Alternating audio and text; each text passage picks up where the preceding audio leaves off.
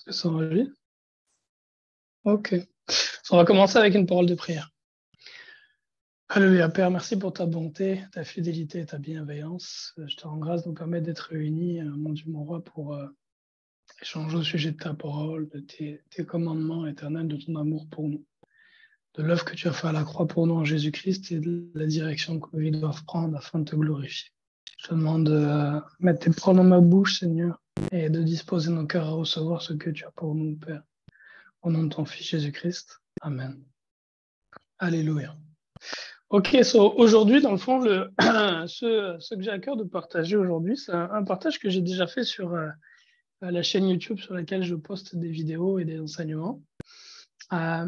C'est de partager sur les dimensions de nos vies dans lesquelles Dieu attend de nous qu'on porte du fruit. Dans lesquelles Dieu attend de nous qu'on porte du fruit. Et je pense que c'est un partage qui est important à faire parce que à la fin, quand viendra le jour du jugement, l'Écriture dit chacun sera jugé selon ses œuvres, ce qui est dit dans la parole de Dieu. Ce n'est pas par nos œuvres que nous sommes sauvés, mais nous sommes sauvés pour de bonnes œuvres, dit l'Écriture, que Dieu a préparées d'avance afin qu'on les pratique. Il dit que nous n'avons pas été sauvés par nos œuvres, mais par la grâce au moyen de la foi. Et pour de bonnes œuvres, ouais, Joseph, merci d'avoir partagé le texte. Ce n'est point par les œuvres, afin que personne ne se glorifie, car nous sommes en son ouvrage et ont été créés en Jésus-Christ pour de bonnes œuvres, que Dieu a préparées d'avance afin que nous les pratiquions. Pour de bonnes œuvres que Dieu a préparées d'avance. Et donc, l'Écriture dit que nous saurons que chacun donc, sera jugé selon ses œuvres. Et donc, il est important de savoir c'est quoi ces œuvres que le Seigneur attend dans notre vie. C'est quoi ces œuvres que Dieu a préparées d'avance pour nous afin qu'on les accomplisse. De savoir ce qu'elles sont afin qu'on puisse justement les accomplir et que l'on ne passe pas à côté du salut qui a été acquis pour nous par le sang de Jésus-Christ à cause de notre paresse ou de notre manque de connaissance ou encore notre peur.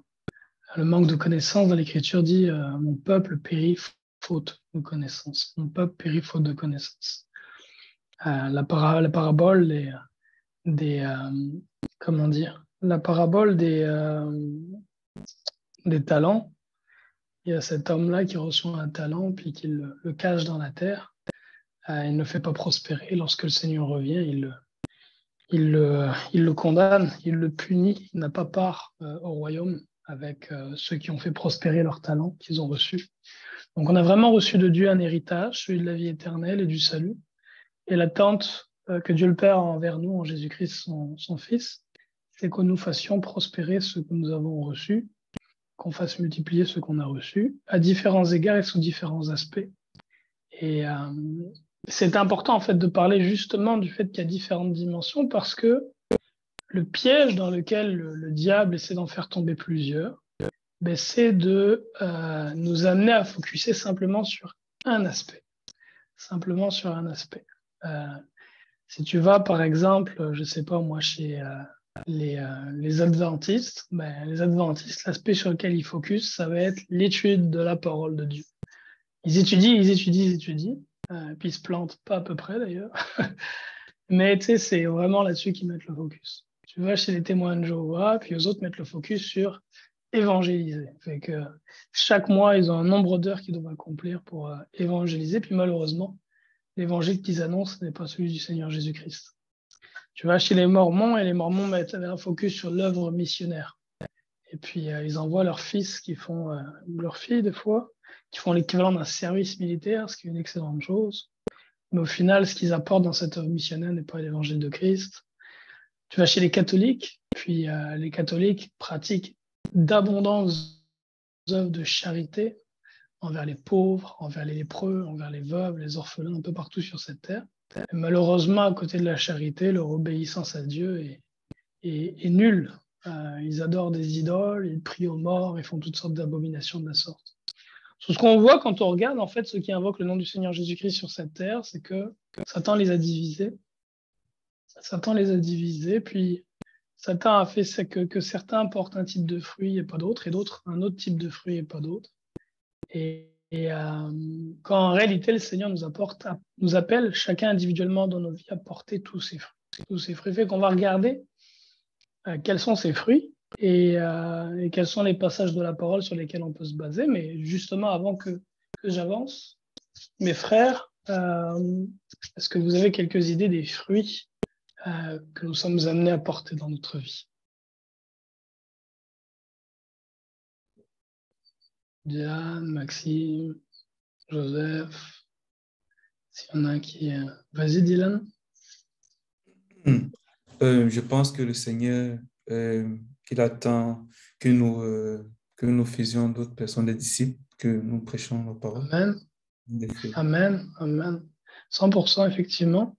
Et ça, c'est une dimension qui est importante. Et on pourrait appeler cette dimension-là les œuvres de salut. C'est comme ça que je les appellerais, les œuvres de salut. Fait que les œuvres de salut qui entoureraient le fait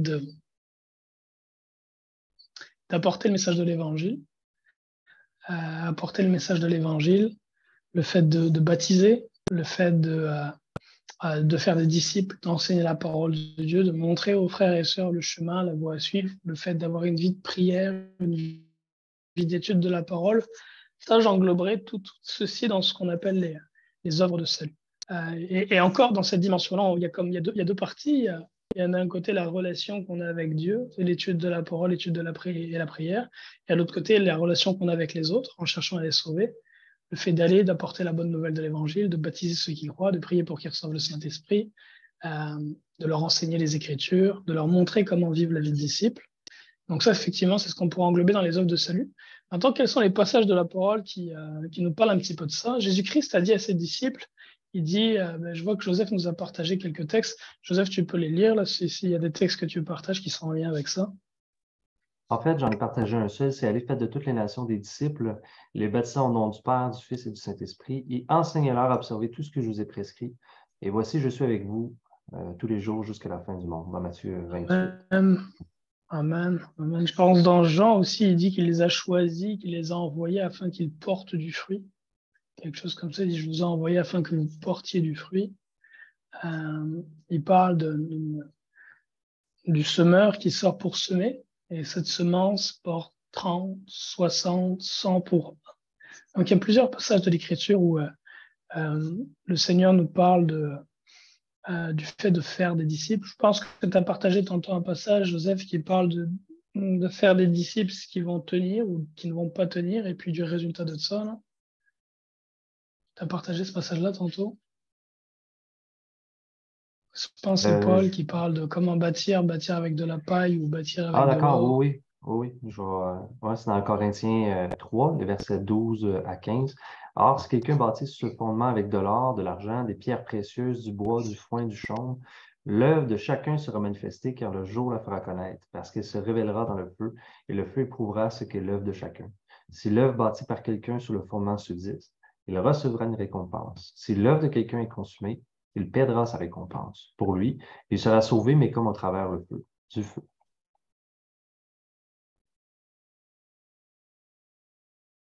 Oui.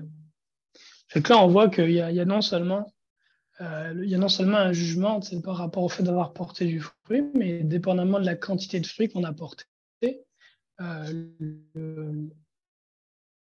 comment dire, le résultat qu'on obtient, la récompense, ce que nous obtenons n'est pas la même chose.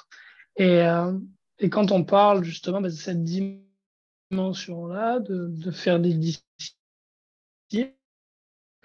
la question, c'est à travers le fruit qu'on porte dans cette dimension, est-ce que le fruit qu'on va porter est un fruit qui est agréable à Dieu? Puis je vais vous donner un exemple.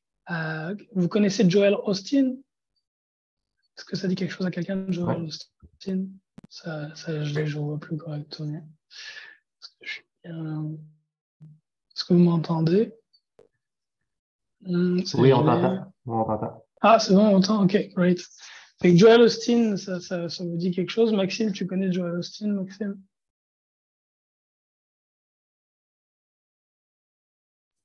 Je l'ai vu sur YouTube, ouais.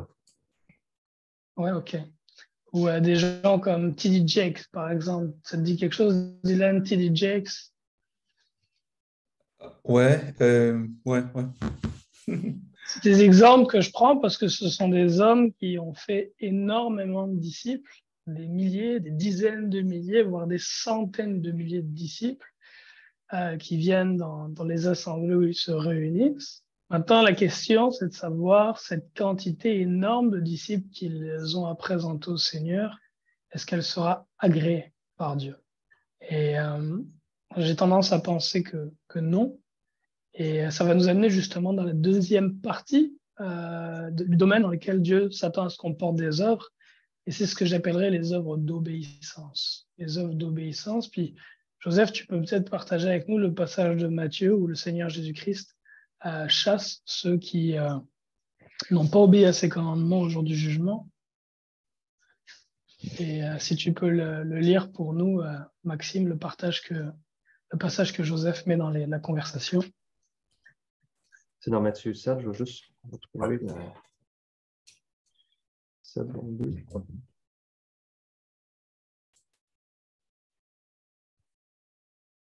Ça ne sera pas bien long, je vais juste ici. Et je tiens, pendant que Joseph il met ceci, c'est vraiment important de distinguer le fait que ce n'est pas nos œuvres qui nous sauvent. Nous ne sommes pas sauvés par les œuvres qu'on fait.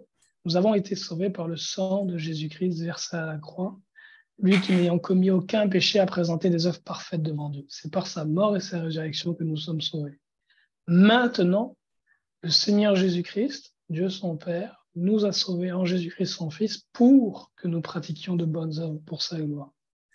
Donc la manifestation de notre salut, c'est le fait que nous allons porter du bon fruit et pratiquer de bonnes œuvres. C'est la manifestation de notre salut. Et si on ne porte pas de bonnes œuvres, si on ne pratique pas de bonnes œuvres, qu'on ne porte pas de bons fruits, c'est quelque part la manifestation qu'on n'a jamais cru à salut. C'est que tu peux lire le passage, Maxime, que Joseph a partagé. C'est à partir de où? Je l'ai mis à partir du verset 15. Après ça, tu peux commencer peut-être au verset 16, sinon, mais... OK.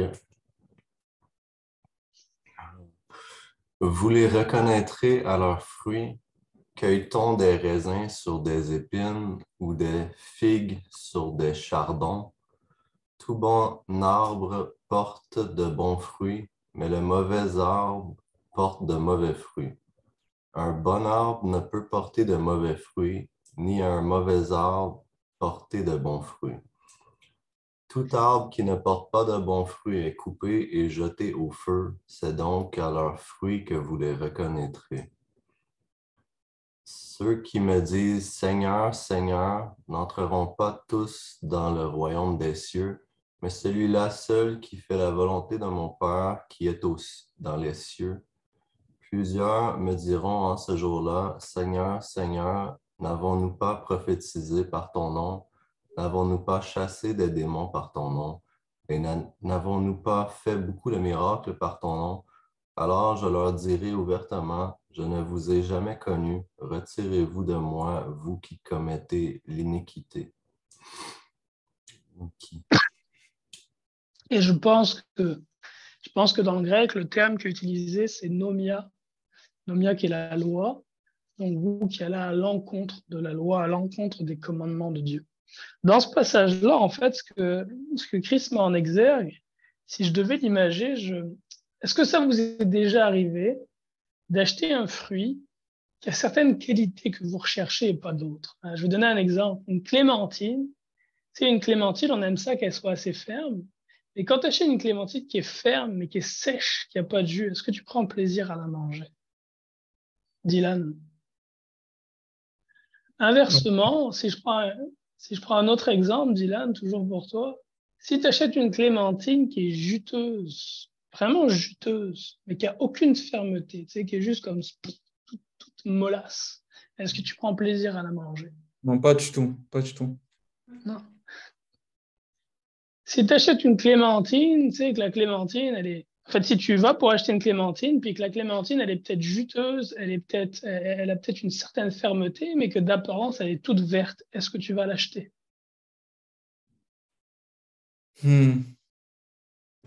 Probablement pas, tu vas dire qu'elle n'est pas mûre. Ouais, c'est difficile de l'acheter parce que... Si la Si la clémentine, elle a une belle couleur orangée, qu'elle est juteuse, qu'elle est ferme, mais qu'elle est toute difforme, tu sais, qu'elle est toute difforme, qu'elle n'a pas cette belle forme ronde, tu sais, elle est difforme, une forme en tout cas, toutes sortes de formes de partout, est-ce que tu vas l'acheter? Tu sais, tu vas pour acheter une clémentine, tu vas acheter une clémentine qui a une belle forme, tu veux qu'elle ait une belle couleur. Et une fois que tu en as fait l'acquisition, puis que tu la consommes, tu veux qu'elle soit ferme, tu veux qu'elle soit juteuse. Puis il y a d'autres aspects, il y a les arômes aussi, tu veux qu'elle soit sucrée, mais pas trop, mais pas trop peu non plus. Si elle est ferme, qu'elle est juteuse, mais qu'elle est fade, que c'est juste de l'eau, tu ne prendras pas plaisir, tu vas la cracher de ta bouche. Fait que ce qu'on voit, c'est que quand on consomme un fruit, on s'attend à ce que ce fruit-là, il ait une pluralité de qualités qui répondent à nos attentes. Et c'est la même chose par rapport à Dieu. Et dans ce passage, le Seigneur Jésus-Christ fait mention de deux qualités. Il fait mention de deux qualités. Il commence par parler du fait qu'un bon fruit ne pousse pas sur les chardons, les épines, et un mauvais fruit ne pousse pas sur les vignes. La vigne produit de bons fruits, et puis, donc, où le figuier produit les figues, et puis les épines produisent les chardons, etc. Et après, il image ça. Et l'image qu'il donne, je regarde s'il n'y a pas quelqu'un d'autre qui sait. Donne-moi une seconde. Et l'image qu'il donne, c'est l'image d'hommes qui viendront, d'hommes, de femmes qui viendront vers lui au jour du jugement et qui lui diront, Seigneur, Seigneur, n'avons-nous pas chassé les démons en ton nom? N'avons-nous pas prophétisé en ton nom? N'avons-nous pas fait des miracles en ton nom? Je pense qu'il donne encore une autre catégorie. Je ne sais pas si c'est guérir les malades ou autre. Donc, beaucoup d'œuvres de puissance, puis le fait d'avoir prophétisé en son nom. Et là, le Seigneur, il dit, hors de ma vue, je ne vous ai jamais connu, vous qui pratiquez l'iniquité, vous qui n'obéissez pas au commandement de Dieu. Donc, autrement dit, ces gens viennent se présenter comme des clémentines devant Dieu et disent, écoute, Seigneur, nous voici, et regarde, on est bien juteux. On est bien juteux, on est plein de jus. Et le Seigneur, il leur dit, vous êtes juteux, mais vous êtes mollasse. Vous êtes mollasse, il n'y a pas de consistance. Quand je vous goûte, j'ai envie de vous vomir. J'ai le goût de vous vomir quand je vous goûte. Inversement, d'autres pourraient venir se présenter devant lui et dire, Seigneur, on a obéi à tes commandements. On a obéi à tes commandements, Seigneur. Mais le Seigneur dit, où est votre foi? Où sont vos œuvres de puissance? Où sont les guérisons? Où sont les délivrances que vous avez opérées en mon nom? N'avais-je pas dit que voilà les signes qui suivront ceux qui auront cru en moi?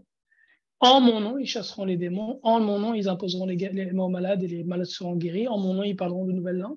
Je ne vous ai jamais connu, vous non plus. Lorsqu'on prend l'Écriture, il est important de ne pas s'arrêter sur un passage, mais de prendre la pluralité des passages et des paroles que Christ nous a données.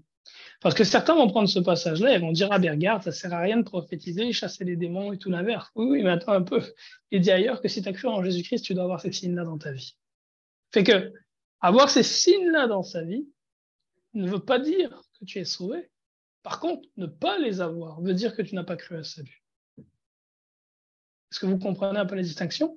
Et pour revenir là-dessus, en fait, j'ai pris le parallèle avec la clémentine, mais si je regarde concrètement à la vie de l'homme, qu'est-ce qu'un fruit, qu'est-ce qu'un homme qui vient devant Dieu et qui dit, Seigneur, j'ai prophétisé en ton nom, j'ai chassé des démons en ton nom, j'ai fait des miracles en ton nom, mais cet homme-là a divorcé de son épouse, s'est remarié avec une autre femme, il a abandonné la femme de sa jeunesse. Or, l'Écriture dit que Dieu haït la répudiation. Cet homme-là n'a pas enseigné ses enfants dans les voies du Seigneur, il n'aura pas enseigné la parole, il pensait que c'était la responsabilité d'un pasteur à l'école du dimanche de s'en occuper. Cet homme vit dans les dettes, il s'est endetté pour toutes sortes de choses, alors que l'Écriture dit « Celui qui emprunte est l'esclave de celui qui prête, ne devenez pas esclave des hommes, dit le Nouveau Testament, vous avez été libéré à un grand prix. » Il est endetté pour sa maison, est endetté pour ses études, est endetté pour sa voiture. Cet homme, dans les différents mariages qu'il a eus, a toujours pratiqué le contrôle des naissances et soit avoir donné un stérilet à ses épouses ou la pilule ou peu importe. Donc, quand l'Écriture donne comme premier commandement à l'homme, soyez féconds, multipliez et remplissez la terre. Cet homme va regarder des films mondains, prend plaisir à regarder des films violents, prend plaisir à regarder des émissions de télévision qui parlent d'adultère. Cet homme envoie ses enfants dans les écoles publiques où chaque jour ils se font laver le cerveau par les païens. C'est-à-dire, quelle est la saveur d'un homme qui vient, qui confesse le nom du Seigneur Jésus-Christ, mais qui vit exactement comme le monde? C'est quoi Le Seigneur, il dit dans l'Écriture, il dit, vous êtes le sel de la terre, mais si le sel perd sa saveur, à quoi servira-t-il? Il dit, il est juste bon à être jeté au sol et à servir de manure, d'engrais, dans le fond, ou je sais pas quoi, là, mais il est juste bon à être jeté au sol et être foulé. Et c'est exactement ça, en fait, aujourd'hui, malheureusement, dans une bonne partie du monde chrétien, c'est qu'on a des gens qui confessent le nom du Seigneur Jésus-Christ, mais qui ont une saveur qui est celle du monde. Il n'y a pas de différence entre la vie qu'ils mènent et ceux qui sont dans le monde. Ils sont peut-être un petit peu plus droits que ceux qui sont dans le monde, là encore. Et donc, c'est très important. Ici, le Seigneur, il les réprime. Il dit, oui, vous avez fait toutes ces choses-là, mais vous n'avez pas obéi au commandement de mon Père. Vous n'avez pas obéi au commandement de Dieu. Vous avez pratiqué l'iniquité. Et c'est malheureusement ce qu'on voit. Quelle est la saveur d'une... J'ai pris l'exemple d'un frère, mais quelle est la saveur d'une sœur qui vient se présenter devant Dieu et qui dit, j'ai prophétisé, j'ai chassé des démons, j'ai vu ça, ok. Et cette sœur-là était une sœur qui était rebelle au commandement du Seigneur, comme dans l'exemple du frère que j'ai pu donner. Une sœur qui s'est divorcée, qui s'est remariée, lorsque l'Écriture dit que la femme qui se remarie alors que son mari est vivant commet l'adultère. Et les Écritures disent que les adultères n'hériteront pas le royaume de Dieu. Une sœur qui n'a jamais été dans la soumission par rapport à son époux, qui a toujours été rebelle, qui a voulu diriger elle-même son foyer, comme les femmes du monde. Une sœur qui... Excusez-moi, il y a un hélicoptère qui est en train de passer. Ça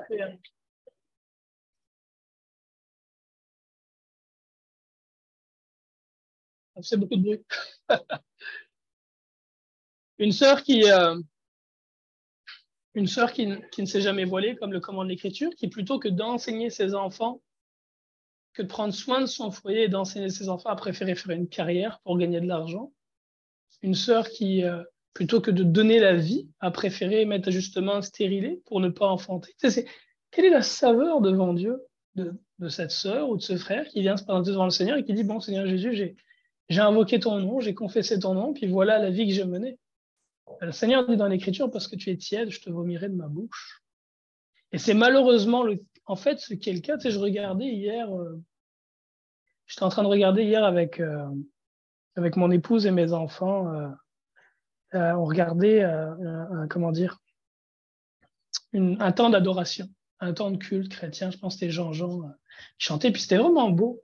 C'est beau, c'est de la belle musique, puis on loue le Seigneur avec ça. Puis, tu sais, puis je regardais, mais je me disais, mais quelle tristesse! Quelle tristesse de voir la vie, en fait, de ses frères et de ses sœurs, qui sont, pour la plupart, tous là réunis pour glorifier le nom du Seigneur Jésus-Christ et qui mènent des vies qui sont totalement teintées par le goût du monde et qui ne goûtent absolument pas la saveur de la vie des hommes et des femmes de Dieu. Tu regardes les hommes et les femmes de ces grandes assemblées-là, puis leur vie, le goût de leur vie en rien, le goût de la vie d'Abraham, ou le goût de la vie de Pierre ou de David, ce sont des vies qui goûtent le monde. C'est une conformité au siècle présent en toutes choses. Une conformité au siècle. T'en as même beaucoup, malheureusement, qui sont même dans les liens de la pornographie, qui sont la seule différence que tu observes entre eux et ceux qui sont dans le monde, c'est qu'ils invoquent le nom de Jésus-Christ et ils chantent des cantiques. Et le dimanche, ils vont à l'église. C'est pas mal la différence que tu peux observer, mais sur le reste des choses, à part trouver une Bible dans leur maison, là, c'est la vie qu'ils mènent est la même. Et on ne doit pas ressembler à ça. On doit être différent. On ne doit pas avoir la saveur de ceux qui sont dans le monde. Quand tu es sur ton lieu de travail, les gens, ils doivent voir que tu es quelqu'un qui est différent, qui n'est pas pareil, qui ne te mêle pas aux discussions mondaines et aux blagues mondaines et salaces qu'ils peuvent avoir, qui ne peut pas participer comme eux, qui sont aussi pères de famille, à toutes les activités qu'ils font, parce que toi, oui, tu es père de famille, mais tu prends soin de ta famille, de tes enfants. Et puis parce qu'aussi, tu as laissé le Seigneur te bénir, et puis par la grâce de Dieu, si tu as permis d'être fécond, tu as beaucoup d'enfants, et donc tu as encore plus de responsabilités. Différent parce que, contrairement aux autres, tu n'as pas forcément le même étalage de richesse. Pourquoi? Parce que tu as refusé de t'endetter, comme le fait le monde. Différent parce que lorsque eux autres passent leur journée à vaquer à leurs propres occupations, toi, tu prends du temps pour aller devant la présence de Dieu, prier.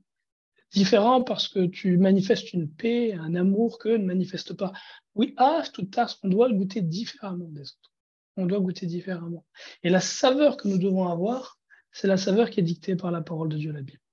C'est la saveur qui est dictée par la parole de Dieu. La vie, c'est une vie qui est conforme à celle des hommes et des femmes qui nous ont précédés et de qui Dieu a donné un bon témoignage. Voilà la saveur que nous devons avoir.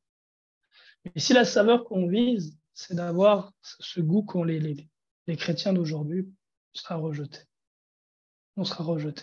Et c'est avec une grande tristesse que je regarde vraiment le monde chrétien aujourd'hui. Je vois tous ces gens, tous ces hommes, ces femmes, même très proches de moi, qui chantent des louanges, qui font toutes ces choses, mais qui vivent dans la fornication. C'est quelle abomination de vivre une vie de fornication, d'aller à l'église pendant 10 ans, 15 ans et de vivre une vie de fornication et de débauche sexuelle. Ce n'est pas la vie qu'on est supposé mener. Alors, je suis pas en train de dire qu'il n'y a pas certaines personnes qui ne peuvent pas avoir des liens. Il y a des gens qui ont des liens sur leur vie et ce dont ils ont besoin, c'est de délivrance. Et malheureusement, ils n'ont jamais rencontré quelqu'un capable de les délivrer. Mais avoir besoin de délivrance, ce n'est pas une excuse pour l'hypocrisie. Quand tu passes 10, 15 années ou plus à servir le Seigneur, entre guillemets, à chanter des cantiques, mais ta vie derrière, c'est une vie de débauche. Non, il faut être honnête. Tu te retires et tu te retires tu te mets pas sur l'avant-scène quand tu vis une vie qui est de péché, puis d'impudicité ou de mensonge ou de vol ou quoi que ce soit. Oui, continue à te réunir, mais dis, voilà les difficultés que je rencontre dans ma vie. Et pitié de moi qui suis un pécheur. Non pas d'aller en avant puis de faire semblant d'être saint. Et quelle horreur. Quelle horreur. Et c'est malheureusement l'état d'une grande partie je ne sais pas si on peut appeler ça le corps, parce que malheureusement, je pense que ce n'est pas le corps, mais une grande partie de ceux qui invoquent le nom du Seigneur. Et je pense dans ce passage-là, il dit beaucoup, c'est ça qu'il dit, il commence par dire beaucoup viendront me voir, Joseph, c'est comme ça que ça commence. Beaucoup viendront me voir en ce jour-là. Dans Matthieu, là, quand il parle de ceux qui viennent et qui disent qu'ils ont prophétisé en son nom. Vérifie, gardez-vous des faux prophètes. Non, je pense pas. À ce jour-là, beaucoup. Tu dis quoi? C'est pas là qu'il dit. C'est oui, dans le fond, oui. 22, plusieurs me diront ce jour-là. Ça plusieurs. Ce serait plusieurs, je ne sais pas si dans une version je travaille beaucoup, mais en tout cas, c'est qu'il y en a un certain nombre, une certaine quantité. Ailleurs, il dit il y a beaucoup d'appelés, mais peu d'élus. Beaucoup sont appelés, mais peu sont élus. Il dit dans un autre passage. C'est vraiment de faire attention et puis de veiller à nous, de veiller sur nous-mêmes. De veiller sur nous-mêmes. Est-ce que la vie qu'on mène est une vie de conformité au siècle présent? Ou est-ce que la vie qu'on mène est une vie de conformité à la parole de Dieu? Est-ce que nous aimons le monde ou est-ce que nous aimons Dieu? Qu'est-ce que nous cherchons à suivre? Qu'est-ce que nous cherchons à imiter dans notre vie? Est-ce que ce que nous cherchons à imiter, c'est les hommes et les femmes du monde, ou est-ce que ce qu'on cherche à imiter, c'est plutôt les hommes et les femmes de Dieu? Et ça fait toute une différence dans nos vies. Ça fait toute une différence. Si je reprends l'exemple d'un frère, par exemple, un frère qui cherche à servir le Seigneur selon ses voies. Si je prends l'exemple d'un père de famille, ben, c'est un homme qui va être fidèle à son épouse, qui va pas vivre dans la fornication, qui va pas divorcer. C'est un homme qui va laisser Dieu le bénir avec les enfants, puis qui va les enseigner dans les voies de l'Éternel. C'est un homme qui va avoir une relation d'intimité avec le Père. C'est un homme qui va porter le message de l'Évangile. C'est un homme qui va chercher à s'abstenir des péchés. C'est un homme qui va visiter le pauvre, la veuve, l'orphelin dans leurs besoins. C'est un homme qui va apporter l'Évangile partout où il peut l'apporter, qui va travailler fidèlement dans son travail, qui va être un modèle dans son travail. C'est un homme qui va se contenter de ce qu'il a plutôt que de s'endetter pour obtenir ce qu'il n'a pas, ce qu'il désire, ce qu'il convoite avec ce qu'il n'a pas. Et la vie de cet homme-là va être donc extrêmement différente de la vie de l'autre qui veut se conformer au monde. Parce que l'autre va abandonner sa femme parce qu'il est tanné, elle a vieilli, il s'entend plus bien avec elle, sa poitrine n'est plus aussi ferme qu'avant, fait qu'il la délaisse. Plutôt que d'avoir une prospérité abondante, il va se contenter d'avoir 1 ou 2 enfants, mais par contre d'avoir plein de bébés, plein de bébelles, des grosses voitures, puis des maisons, puis plein d'affaires. Puis la vie de ces 2 hommes va être totalement différente. L'un va être un bon témoignage sur le travail, l'autre va être un mauvais témoignage. La saveur ne sera pas la même du tout. La saveur n'aura rien à voir. L'un va être dans les liens, la débauche, l'impudicité, de la fornication, quand l'autre mène une vie de sanctification. En tout cas, fait que dans ce passage-là, ce que nous avons vu jusqu'à présent, on a parlé des œuvres de salut. Les œuvres de salut. On a vu que dans les œuvres de salut, il y a comme deux parties. Il y a la relation qu'on a avec Dieu, la vie de prière, d'étude de la parole, notamment, de jeûne aussi. Et il y a ce qu'on appelle donc le fait d'aller vers les autres, d'apporter le message de l'évangile, de baptiser, de faire des disciples. Et que ça, c'est une première dimension. La deuxième dimension dont on a parlé, c'était laquelle la deuxième dimension dont on a parlé? J'ai oublié. C'était l'obéissance. C'était les œuvres d'obéissance. Et on a pris le passage qui est dans Matthieu, où des disciples viennent, mettent en avant toutes les œuvres de puissance qu'ils ont fait, mais n'ont pas été obéissants. N'ont pas été obéissants. Joseph, peut-être que tu peux partager les passages qui sont dans Jean, ou si tu ne l'as pas déjà fait. Le Seigneur Jésus-Christ dit l'amour de Dieu, je pense que c'est Jean qui dit ça, il dit que car l'amour de Dieu, c'est que nous obéissions à ses commandements. Et ces commandements ne sont pas difficiles parce que tout ce qui est né de Dieu triomphe du monde. Ça, je pense, c'est dans l'épître de Jean. Et puis, dans l'évangile de Jean, Jésus dit, si vous m'aimez, gardez mes commandements. Si vous m'aimez, gardez mes commandements. Et que si une mère de famille aime Dieu, elle doit être keepers at home, mère au foyer, parce que c'est ce que dit la parole de Dieu. Dans Timothée ou dans Tite, il est dit que les sœurs doivent être keepers at home, elles doivent s'occuper du foyer. Paul dit qu'elles doivent avoir des enfants et les élever dans les voies de Dieu, les enseigner dans les voies du Seigneur. Si une mère de famille aime Dieu, eh bien évidemment, elle doit se voiler, notamment quand elle est dans la présence du Seigneur, et puis éventuellement, tout au long de ses journées, dépendamment de la conviction que chacune reçoit, mais au moins dans la prière et dans la présence de Dieu. Si une mère de famille aime Dieu, ben, elle doit être soumise à son mari. Pas simplement sur les points sur lesquels elle pense que son mari a raison, mais en toute chose, comme au Seigneur. Donc, ce sont quelques exemples. L'obéissance, les œuvres d'obéissance. Donc, on a parlé des œuvres de salut, on a parlé des œuvres d'obéissance, l'obéissance aux commandements de Dieu. Et ces commandements, dit Jean, ne sont pas difficiles, parce que ce qui est né de Dieu a triomphé du monde. Ensuite de ça, on a parlé des œuvres de salut, des œuvres d'obéissance, les œuvres de charité. Les œuvres de charité. Jacques dit, la religion pure et sans tache, c'est de visiter les veuves et les orphelins dans leur affliction et de s'abstenir des souillures du monde. Donc la religion pure et sans tache, c'est de visiter les veuves et les orphelins dans leur affliction. Donc visiter, ça veut dire deux choses, ça veut dire être présent physiquement auprès d'eux pour les encourager, les soutenir par des paroles d'encouragement, d'exhortation, de consolation. Et les visiter, c'est aussi subvenir à leurs besoins. Les visiter dans leurs besoins, c'est subvenir aussi à leurs besoins, c'est soutenir la veuve et l'orphelin. Et il dit s'abstenir des souillures du monde. S'abstenir des souillures du monde, ça fait écho à ce dont on a parlé précédemment, à savoir obéir au commandement de Dieu. Celui qui obéit au commandement de Dieu s'abstient des souillures du monde. Celui qui ne répudie pas sa femme, c'est un commandement de Dieu de ne pas répudier sa femme, mais il s'abstient de la souillure du remariage, de la souillure de la fornication, de la souillure du divorce. Celui qui obéit au commandement de la chasteté s'abstient de la souillure de l'impudicité. Celui qui obéit au commandement de dire la vérité s'abstient de la souillure du mensonge, etc. Fait que les œuvres de charité, c'est la deuxième dimension. Puis à cet effet-là, Joseph, si tu veux partager le jugement des nations, quand les nations vont être présentées devant le Seigneur Jésus-Christ et qu'il va séparer les boucs d'avec les brebis. Les boucs d'avec les brebis.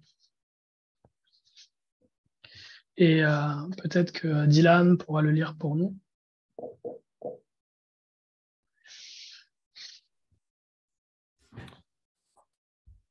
Dans Matthieu 25, on va commencer au verset ici.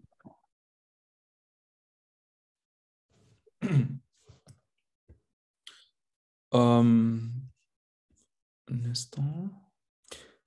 À partir du verset 31, c'est ça? Oui. OK. Lorsque le Fils de l'homme viendra dans sa gloire avec tous les anges, il s'assiera sur le trône de sa gloire. Toutes les nations seront assemblées devant lui. Il séparera les uns d'avec les autres, comme le berger sépare les brebis d'avec les boucs. Et il mettra les brebis à sa droite et les boucs à sa gauche. Alors le roi dira à ceux qui seront à sa droite, « Venez, vous qui êtes bénis de mon Père. Prenez possession du royaume qui vous a été préparé dès la fondation du monde.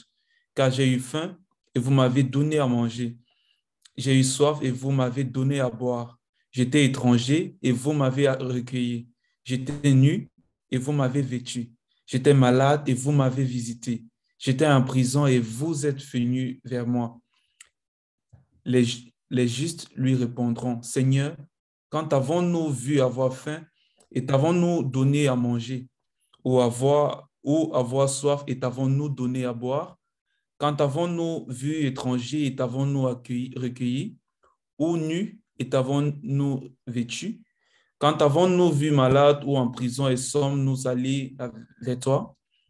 Et le roi leur répondra, je vous le dis en vérité, toutes les fois que vous aviez fait ces choses à l'un de ces plus petits de mes frères, c'est à moi que vous les avez faites. Ensuite, il dira à ceux qui seront à sa gauche, retirez-vous de moi, maudits, allez dans le feu éternel qui a été préparé pour le diable et pour ses anges. Car j'ai eu faim et vous ne m'avez pas donné à manger, j'ai eu soif et vous ne m'avez pas donné à boire, j'étais étranger et vous ne m'avez pas recueilli, j'étais nu et vous ne m'avez pas vêtu, j'étais malade et en prison et vous ne m'avez pas visité. Ils répondront aussi, Seigneur, quand avons-nous vu ayant faim, ou ayant soif, ou étranger, ou nu, ou malade, ou en prison, et ne t'avons-nous pas assisté? Il leur répondra, je vous le dis en vérité, toutes les fois que vous n'avez pas fait ces choses à l'un de ces plus petits, c'est à moi que vous ne les avez pas faites. Et ceux-ci iront au châtiment éternel, mais les justes à la vie éternelle. Amen. Amen. Mes frères et sœurs, ces passages-là sont d'une extrême importance. La présence de la charité dans notre vie est une question de salut, de vie ou de mort. De vie ou de mort. Et si on veut parler d'un élément et d'un domaine qui est bien négligé par les enfants de Dieu aujourd'hui, ça, c'en est un. Et sérieusement. Et sérieusement. Je peux prendre la plupart des frères et des sœurs que je rencontre au quotidien et pointer leur désobéissance par rapport au fait de pratiquer les œuvres de charité. C'est pas simplement un élément sur lequel on sera jugé devant Dieu, mais même sur cette terre, le Seigneur nous juge par rapport à ça. Si on prend un passage qui est dans, je pense, c'est dans Timothée, Joseph, où Paul donne à Timothée les critères qu'une veuve doit avoir respectés dans la vie qu'elle a menée pour pouvoir être supportée par l'Église, par l'Assemblée. Et ce que Paul prend en considération, il dit, est-ce que dans sa vie, cette femme-là, elle a hébergé les pauvres? Est-ce qu'elle a pratiqué l'hospitalité? Est-ce qu'elle a lavé les pieds des saints? Est-ce qu'elle a soutenu ceux qui étaient dans le besoin? Si oui, alors elle peut être sur le rôle de l'Église, on peut la soutenir. Sinon, vous la laissez de côté. Si tu peux le lire, Maxime. Oui. Qu'une veuve, pour être inscrite sur le rôle, n'ait pas moins de 60 ans, qu'elle ait été femme d'un seul mari, qu'elle soit recommandable par de bonnes œuvres, ayant élevé des enfants, exercé l'hospitalité, lavé les pieds des saints, secouru les malheureux, pratiqué toute espèce de bonne œuvre. Amen. Donc là, ici, qu'on voit que Paul, par le Saint-Esprit, il donne une checklist de toutes les œuvres de charité qu'il aurait fallu que cette femme fasse. Puis, c'est pas exhaustif, il finit en dit qu'elle ait pratiqué toute espèce de bonnes œuvres. C'est que sur cette terre même, on demande que le Saint-Esprit montre qu'il y a un jugement très concret par rapport aux œuvres qui ont été faites. Là, c'est pas un jugement abstrait, c'est elle fait ça. Est-ce qu'elle a pratiqué ces choses-là? Vous savez, dans le monde, les gens, dans le monde, les hommes ont ce qu'ils appellent leur bucket list, leur dream list. Et ils disent, mon rêve, ce serait de faire du parachute. Mon rêve, ce serait de visiter la Tour Eiffel. Mon rêve, ce serait de sauter à l'élastique. Mon rêve, ce serait d'aller dans l'espace. Mon rêve, ce serait de... Tu sais, ils ont comme une bucket list. Puis souvent...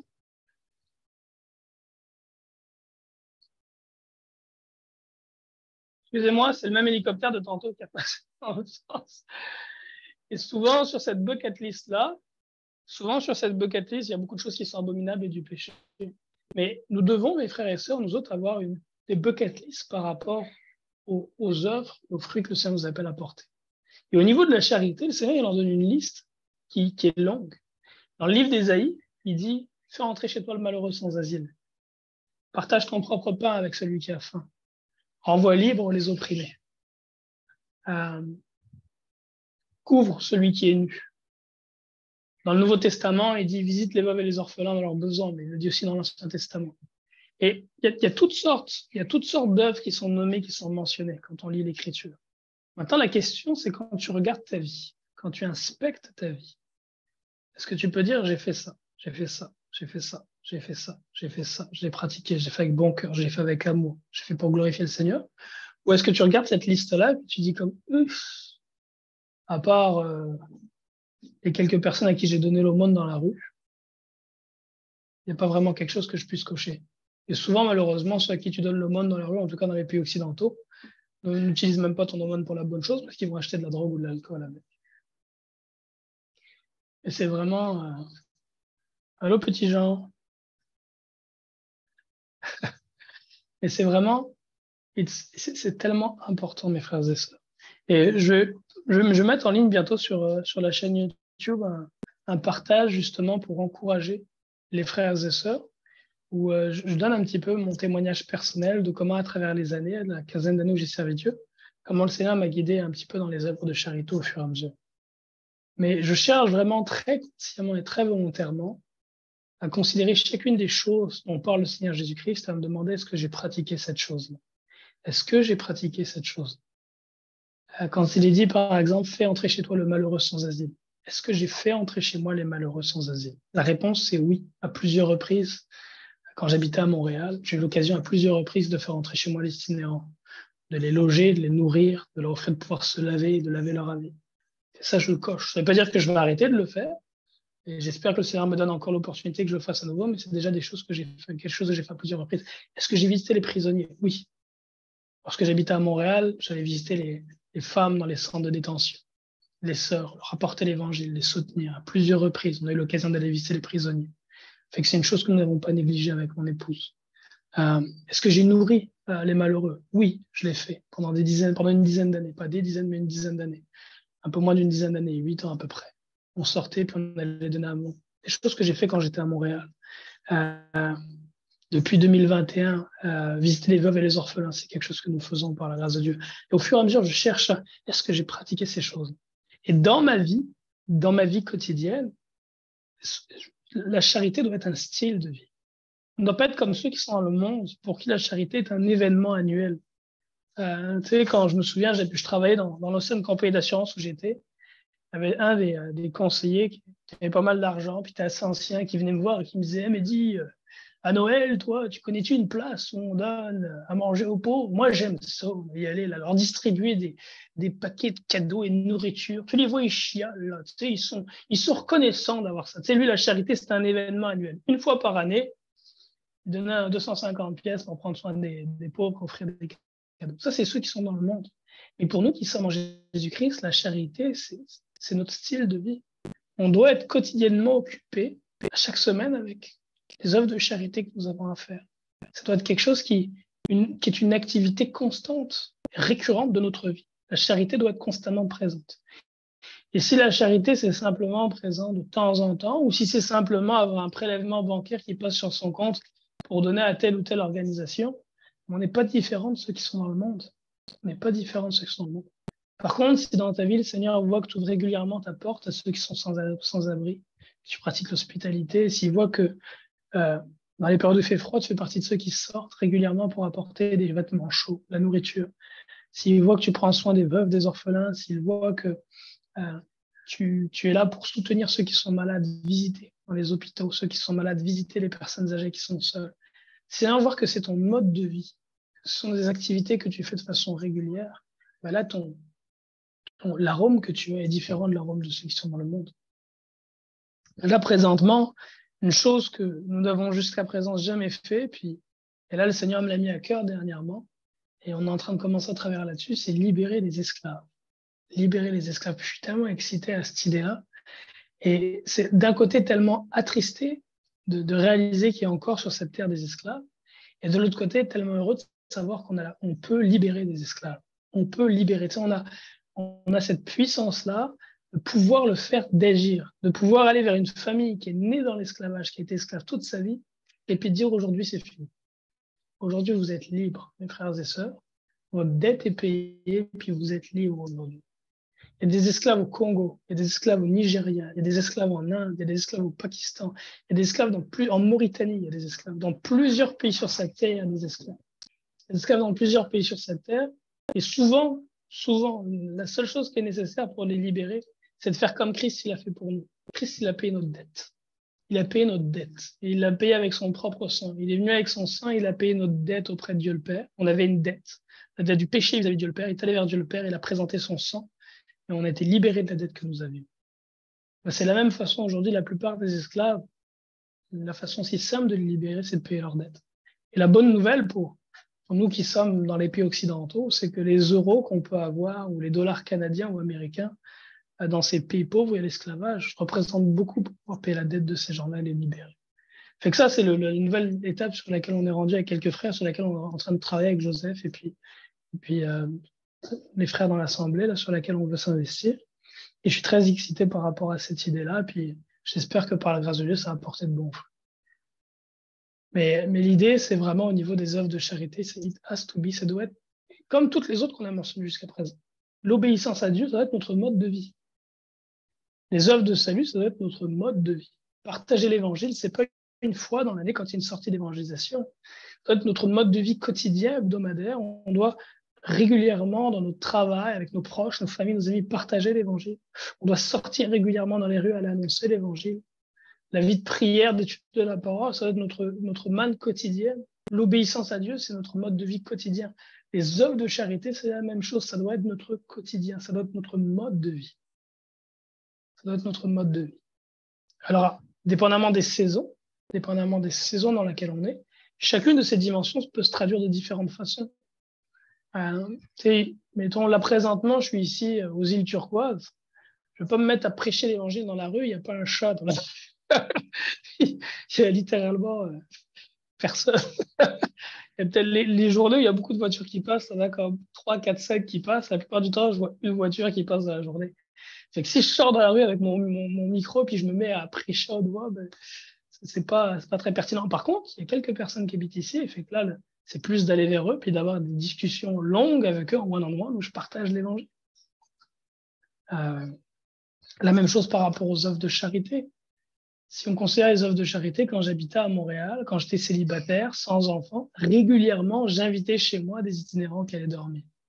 Je leur ouvrais ma porte, puis ils allaient dormir sur le sofa, puis je leur préparais à manger, puis je lavais leurs habits, puis le lendemain matin, une fois que leurs habits étaient chauds, ils avaient pris un bon repas, je les renvoyais. Ils pouvaient retourner. Ça m'arrivait des fois d'en héberger certains un peu plus longtemps. Ça m'arrivait aussi d'avoir une fois une mauvaise expérience et de devoir appeler la police, mais ça n'a pas refroidi ma charité, ceci étant dit. Évidemment, quand j'ai eu mon épouse et mes enfants, je ne les ai pas accueillis chez moi de façon si régulière d'itinérants dans ma maison. Parce que les enfants, c'est fragile, c'est vulnérable. Mon épouse aussi. Puis parmi ces hommes-là, il y en a qui sont des fois mal intentionnés. Donc, il a fallu que je fasse preuve de plus de précaution. C'était plus rare que j'accueille des gens chez moi. Par contre, c'était beaucoup plus fréquent que je sorte à l'extérieur pour aller apporter à manger à ces hommes et ces femmes, que je sorte à l'extérieur pour leur apporter des vêtements, pour prier avec eux. Fait que dépendamment des saisons dans lesquelles on se trouve, la charité peut se retrouver de différentes façons. Puis quand j'ai quitté Montréal, j'habite à la campagne, les itinérants, il n'y en a plus. Fait que là, je me suis mis à prier, Seigneur, qu'est-ce que je peux faire pour te servir au niveau de la charité? Puis là, le Seigneur, il a ouvert la porte pour prendre soin des veuves et des orphelins en Ouganda, en Afrique. Et donc, tout ça pour dire que dépendamment de la saison, dépendamment du lieu dans lequel tu te trouves, que ce soit au niveau des œuvres de salut ou au niveau des œuvres de charité, il y a toujours quelque chose à faire. Ça va être différent dépendamment de la saison, du lieu géographique dans lequel tu es, mais il y a toujours quelque chose qui est à faire. Si tu pries et que tu demandes à Dieu, Dieu te montrera. Si c'est le souci de ton cœur de plaire à l'Éternel, Dieu te montrera. Pareil par rapport à l'obéissance. Quand j'étais célibataire, l'obéissance au niveau de ma vie sexuelle, c'était d'être dans la chasteté, physique et spirituelle. Aucune sexualité, rien. Ça, c'était mon obéissance à Dieu dans le célibat selon ce que dit la parole. Et quand je me suis marié, là, ça change. Quand tu te maries, l'obéissance, c'est de ne pas priver ton épouse. Et puis, c'est de ne pas priver Dieu de son héritage non plus. L'obéissance, c'est de jouir du lit conjugal et de laisser soin au Seigneur qu'on porte du fruit, donc d'avoir des enfants, de ne pas chercher à contrôler d'une façon ou d'une autre, soit là, telle saison, telle période, telle semaine, il ne faut pas qu'on ait de relation parce que sinon on risque d'avoir un enfant, ou on va mettre un stérilet, ou je vais me castrer. Non. L'obéissance, le Seigneur, il dit, comment il dit ça, Joseph, dans la parole? Il dit, moi qui ouvre le sein maternel, comment ferais-je avorter? Tu sais, il dit quelque chose comme ça. Mais le commandement qu'il a donné, c'est d'être fécond, de porter du fruit, de multiplier, de remplir la terre. Oui, Dylan. Ouais, Mehdi, en fait, quand tu as abordé le sujet avec laisser le Seigneur nous bénir dans le mariage, parce que je pense qu'il y a de cela 2 ans, tu as publié Ouais. une série de vidéos sur ça, j'avais regardé, et maintenant, bon, je sais pas, je suis marié depuis quelques mois, et mon épouse, elle fait une formation qui durera encore, je pense, 1 an et demi, et puis bon, nous nous sommes C'est les dit, raisonnements humains, Dylan. Ça, c'est les raisonnements humains et c'est la sagesse humaine. Mais je vais donner un exemple qui est pire que le tien. Ok, un exemple biblique. Et Joseph va partager le passage. Deux exemples. Puis un que je viens de dire. Je te disais tantôt là que on est en ce moment avec Joseph, notre frère Sam, qui est un ancien de l'Assemblée, on est en train de regarder pour pouvoir libérer des captifs. Puis j'ai demandé au frère qui est là-bas dans le pays où on veut travailler, je lui ai demandé de regarder pour sélectionner quelques familles qu'il a à cœur. La plupart de ces esclaves sont des chrétiens d'ailleurs. Et qu'ils puissent nous donner de l'information sur eux pour qu'on puisse voir c'est quoi la dette qu'ils ont, puis comment est-ce qu'on va pouvoir non seulement les libérer, mais les aider à obtenir une nouvelle vie. Puis là, ce matin, il m'a envoyé un message à propos d'une de ces familles-là. Puis une de ces familles, ils avaient décidé, tant et aussi longtemps qu'ils seraient esclaves, de ne pas avoir d'enfants. Puis moi, quand j'ai vu ça, j'étais comme, c'est totalement contraire à ce que je vois dans la parole. Puis Joseph va nous partager les passages du peuple hébreu en Égypte et du peuple hébreu à Babylone. Quand le peuple hébreu est déporté à Babylone pour être esclave, on ne parle pas de faire des études, là, on parle d'être esclave, Dylan. On s'entend qu'être esclave, c'est comme quelques coches au-dessus de faire des études. Dieu dit spécifiquement à son peuple, il dit spécifiquement à son peuple de se marier, de prendre des filles, de les épouser et d'avoir des enfants. Il leur dit de croître et de ne pas diminuer. Il leur dit croissez, ne diminuez. Il leur donne un commandement de continuer à multiplier dans l'esclavage dans lequel ils sont à Babylone, dans la déportation. Et si on prend le peuple hébreu, quand le peuple hébreu est esclave en Égypte, qu'est-ce qui s'est passé avec le peuple hébreu en Égypte? C'est qu'ils ont augmenté un tel nombre que partant de 70 personnes, quelques générations plus tard, ils étaient rendus 600 000 hommes de pied, donc ça veut dire 600 000 hommes de 20 à 50 ans à peu près. Fait que là, si tu mets les hommes plus âgés et plus jeunes, les femmes et les enfants, c'était probablement 7, 8, 9, 10 millions d'individus partant de 70. Dans la période d'esclavage, le peuple d'Israël a multiplié comme il n'a jamais multiplié. Et d'ailleurs, s'ils n'avaient pas multiplié ainsi, je ne crois pas qu'ils auraient quitté, qu'ils auraient été libérés du pays d'Égypte. C'était le propos de Dieu que de les faire multiplier à cet endroit-là. Il voulait un peuple nombreux, c'est la promesse qu'il avait faite à Abraham. Il n'y a pas de conditions, Dylan, dans lesquelles nous vivons, où on peut dire non, je ne vais pas avoir d'enfants. C'est à Dieu de choisir. C'est à Dieu de choisir. Et maintenant, j'aimerais te donner un exemple très concret dans ma vie, de cette application-là dans ma propre vie. Parce que c'est bien de dire la parole dit ça, oui, mais toi, Mehdi, qu'est-ce que tu fais?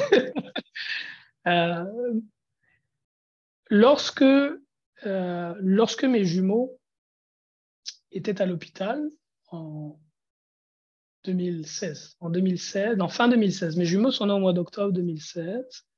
Au mois de décembre, 6 semaines après leur naissance, ils sont tombés gravement malades, ils ont été tous les deux hospitalisés. L'un d'eux est rentré à l'hôpital, il a fait 1 mois, à peu près 3 semaines en soins intensifs, puis il est sorti. L'autre a fait 3 mois et demi, il avait 5% de chance de survie. Il était vraiment, il était comme mort. Il était comme mort, puis le perfusionniste qui s'occupait de lui me disait « Papa, ne te fais pas d'idée par rapport à ton fils, là, il a 5% de chance de survie. » Donc, c'est comme pour dire « Ne fais pas de faux espoirs, il s'en sortira pas. » Par la grâce de Dieu, il s'en est sorti. Mais pendant 3 mois et demi, il était à l'hôpital.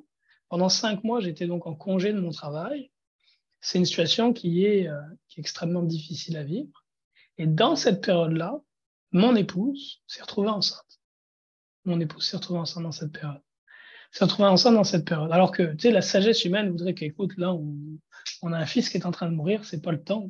On va prendre la pilule, on va faire quelque chose, c'est pas le temps. Et dans cette période, mon épouse s'est retrouvée enceinte, puis la fille qui nous est née dans cette période-là, quand mon épouse s'est retrouvée enceinte de cet enfant, à cette époque-là, ma femme n'avait pas encore cette intelligence-là par rapport à la fécondité. Elle n'avait pas encore soumis cet aspect de sa vie pleinement à Dieu. On ne pratiquait pas le contrôle des naissances. mais elle n'était pas non plus dans un état d'esprit dans lequel, Seigneur, bénis-moi, puis mon corps est un sacrifice vivant, puis fais-moi porter ton héritage. Elle n'était pas encore dans cette optique-là. C'est quand elle s'est retrouvée enceinte de cet enfant-là, mon épouse a littéralement maudit sa grossesse, là, littéralement, avec des paroles. Elle était en colère, elle pleurait, elle maudissait. Ce qui est extrêmement mauvais. Et ce qui a des conséquences aussi néfastes sur la vie d'un enfant qui après vont demander de la délivrance parce que ça ouvre toutes sortes de portes de maudire une grossesse. Mais ceci étant dit, ce qui est vraiment spécial, c'est que l'enfant qui nous est né, la fille qui nous est née, c'est elle qui est toujours auprès de mon épouse pour la supporter et l'encourager quand mon épouse est fatiguée ou qu'elle est attristée ou qu'elle est abattue. C'est la plus douce de tous nos enfants. Et quand les gens voient nos enfants, on a eu jusqu'à présent 6 enfants, on a perdu l'une de nos filles qui est décédée. Quand les gens voient nos enfants, s'il y a un de nos enfants qui remarque à chaque fois, c'est elle. Ils vont dire, elle est tellement mignonne, elle est tellement belle, elle est tellement douce. Et c'est l'enfant qui nous aidait dans cette période d'épreuve et de difficulté. Dans cette période d'épreuve et de difficulté. L'obéissance, c'est pas simplement quand ça fait notre affaire. L'obéissance, c'est en toute saison. Et la même chose pour, là je parle de ton obéissance à toi vis-à-vis de Dieu, mais nos épouses vis-à-vis de nous, c'est pareil. Nos épouses ne sont pas pour nous obéir simplement quand ce qu'on leur commande, ça fait du sens et qu'elles sont confortables avec.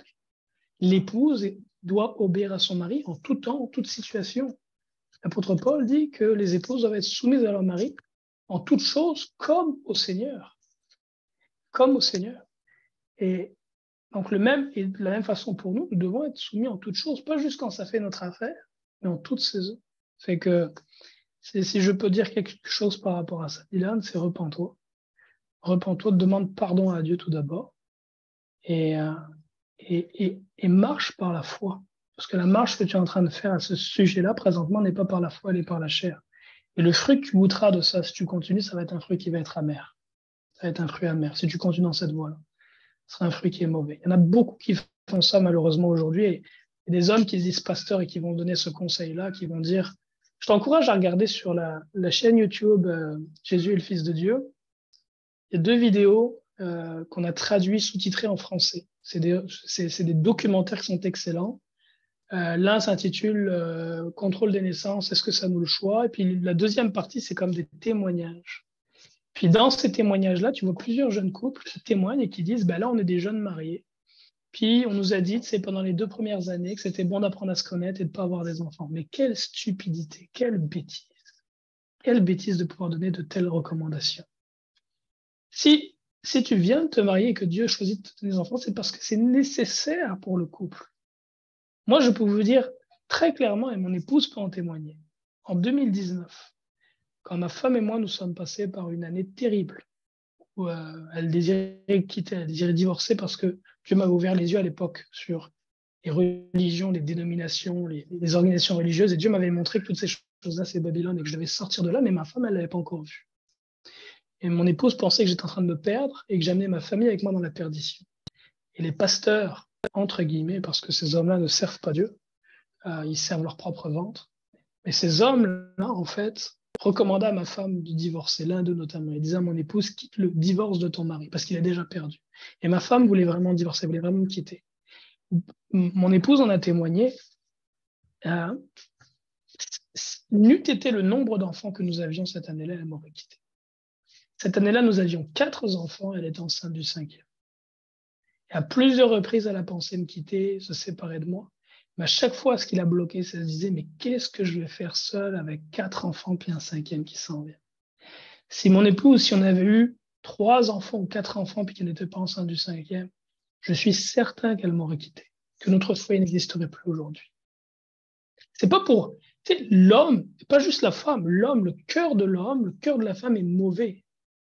Dieu met sur nous certaines contraintes qui font en sorte que lorsque notre cœur se laisse aller à ce qui est mauvais, la contrainte nous empêche d'abonder dans le mal. Tu sais, je vais vous donner un autre exemple. Mes grands-parents, ma grand-mère est décédée il y a 2 ans. Mes grands-parents sont restés ensemble toute leur vie. Et ils ont été mariés, je ne sais pas, moi, probablement 60 ans, ils ont été mariés. Est-ce qu'ils sont restés ensemble toute leur vie parce que c'était heureux? Parce que mon grand-père, c'était un gars qui était fin, puis ma grand-mère était toujours fine? Pas du tout. Loin de là. Loin de là. Et pourquoi est-ce qu'ils sont restés ensemble? Mon grand-père a été, sous plusieurs aspects, Si sous plusieurs aspects, c'était un homme bien, un homme qui a travaillé, qui a pourvu aux besoins de sa famille, sous d'autres aspects, mon grand-père a été un goujat, sous d'autres aspects. Et pourquoi est-ce que ma grand-mère est restée? Pourquoi est-ce qu'elle ne sait pas, pourquoi est-ce qu'elle ne l'a pas abandonné? Ma grand-mère était femme au foyer. Si elle quittait mon grand-père, de quoi est-ce qu'elle allait vivre? Elle n'avait pas de revenus. Dans les moments dans lesquels elle aurait eu le goût, c'est la contrainte qui l'a gardée. C'est la contrainte. Puis de l'autre côté, ils ont eu 4 enfants. Et c'est probablement un élément qui a fait en sorte que lorsque mon grand-père était tanné de ma grand-mère, lui aussi est resté parce qu'il y avait 4 enfants qui étaient là. Puis quelque part, c'est de la peine de laisser ses enfants. Fait que l'ordre dans lequel Dieu fait les choses, là, est salutaire pour nous. Salutaire pour nous. C'est vraiment salutaire. Si Dieu donne des enfants, il y a une question de salut pour nous et il y a une question aussi de laisser un héritage. Chaque enfant là, dont on prive le Seigneur, c'est un adorateur qui ne sera pas devant le trône de Dieu pour l'éternité. Mais c'est pas simplement ça. C'est pas simplement, tu sais, que si tu as privé Dieu pendant 1 an de lui donner un héritage, ces enfants qui sont un héritage de l'éternel, si tu prives Dieu de ça, à l'endroit où tu aurais pu avoir 1 enfant ou 2 enfants, mais c'est pas simplement d'1 ou de 2 enfants que tu as privé Dieu. Tu as privé Dieu d'âmes qui allaient vivre pour l'éternité devant le trône de Dieu, ça c'est une première chose. Et deuxièmement, tu as privé Dieu de la descendance de ces 2 âmes-là qui allaient vivre pour l'éternité devant le trône de Dieu. Si Rachel avait décidé de ne pas avoir Benjamin parce que les médecins ont dit que c'est trop dangereux, puis que si j'enfante d'un autre enfant, je risque. Ok. Qu'est-ce que j'étais en train de dire? C'est Rachel, si Rachel et puis Jacob, ils avaient dit bon, on va arrêter d'avoir des enfants, c'est assez avec Joseph, parce que si on en a un autre, Rachel risque de mourir. Benjamin n'aurait jamais vu la naissance, il n'aurait jamais vu la vie. Si Benjamin n'était pas né, c'est pas juste Benjamin qui n'aurait pas existé, mais c'est une des 12 tribus d'Israël qui n'aurait pas existé. Et avec cette tribu-là, c'est des millions d'hommes, de femmes qui n'auraient pas existé, de descendance de ce peuple juif, et en particulier qui? L'un des hommes qui a écrit les 3/4 du Nouveau Testament, à savoir l'apôtre Paul. Paul est descendant de Benjamin. Si Rachel avait dit, écoute, moi, là, je vois que c'est dangereux pour moi d'avoir un autre enfant, fait que vaut mieux que je préserve ma vie, puis de ne pas avoir d'autres enfants, fait qu'on va mettre le stérilet, puis on va arrêter ça là. Puis Jacob aurait dit, t'as raison, mon épouse, puis on arrête ça là. Et Benjamin n'aurait jamais vu le vie, puis les 3/4 du Nouveau Testament que nous avons n'existeraient pas. Puis ça, c'est juste quelques points, mais on pourrait continuer. Combien est-ce qu'il y a il y a Saül dans la descendance, combien est-ce qu'il y a d'hommes dans cette descendance remarquable de Benjamin qui se sont fait remarquer, puis combien il y en a aussi dont on ne parle pas, mais qui devant Dieu sont remarqués. Il faut vraiment sortir des raisonnements, on doit sortir des raisonnements humains. On n'est pas pour marcher par la sagesse humaine, on est là pour marcher par la foi. Par la foi. Si Dieu te donne un enfant, dit là, le même Dieu qui t'a donné cet enfant-là, celui qui va pourvoir le temps, celui qui va pourvoir l'argent et tout ce qui est nécessaire. Puis s'il arrive que c'est trop difficile d'étudier et d'avoir l'enfant, mais guess what? C'est que les études, c'était pas le plan de Dieu. Aussi simple que ça. Nulle part dans l'Écriture, Dieu dit étudiez beaucoup, ayez des diplômes, graduez, devenez. Non, il ne le dit pas. Par contre, il dit multipliez, il dit portez du fruit, multipliez, remplissez la terre. Ça, il le dit, c'est d'ailleurs le premier commandement qu'il a donné à l'être humain, d'être fécond. C'est le premier commandement donné à l'être humain. En ordre. Le premier commandement en importance, c'est d'aimer Dieu de tout son cœur, toute son âme, toute sa force, et son prochain comme soi-même. Le premier commandement en ordre, c'est d'être fécond, de porter du fruit, de multiplier, de remplir la terre. Simplement de faire les choses comme Dieu les a commandées. C'est de laisser le Seigneur, de jouir du lit marital, de ne pas se priver. Et s'il y a des enfants qui doivent naître, ils naîtront. Et je te dirais d'ailleurs, Dylan, que ton cœur doit être porté à désirer avoir des enfants. Ça se pourrait que Dieu t'en donne pas. Ça se pourrait que Dieu il ferme le sein de ton épouse. Ça, c'est quelque chose qui est possible, on le voit dans l'Écriture. Mais notre cœur à nous doit être porté vers le fait de désirer avoir ça parce que c'est bon devant Dieu. Ce serait mauvais d'être dans une situation dans laquelle, en tout cas, c'est mieux que la désobéissance, mais ce serait quand même mauvais d'être dans une situation dans laquelle on dit, OK, Seigneur, bon, écoute, si tu veux nous donner des enfants, donne-nous-en, mais sincèrement, là, on n'a pas le goût. On n'a vraiment pas le goût, mais bon, si tu veux, tu nous en donnes. Le Seigneur ne va pas prendre plaisir à ça. Tu vois, quand tu lis la parole de Dieu, tu lis l'Écriture, que c'est le désir de l'Esprit Saint que de voir des enfants en abondance dans les familles. Qu'est-ce qu'il dit dans le livre des psaumes, Joseph? Si tu peux nous lire ce psaume-là, dans lequel le Seigneur dit « Les fils de la jeunesse sont un héritage de l'Éternel. »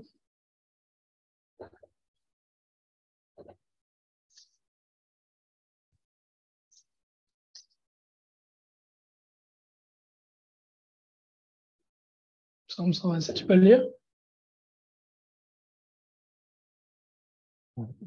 Psaume 127, verset 3. Voici, des fils sont un héritage de l'Éternel, le fruit des entrailles est une récompense, comme les flèches dans la main d'un guerrier.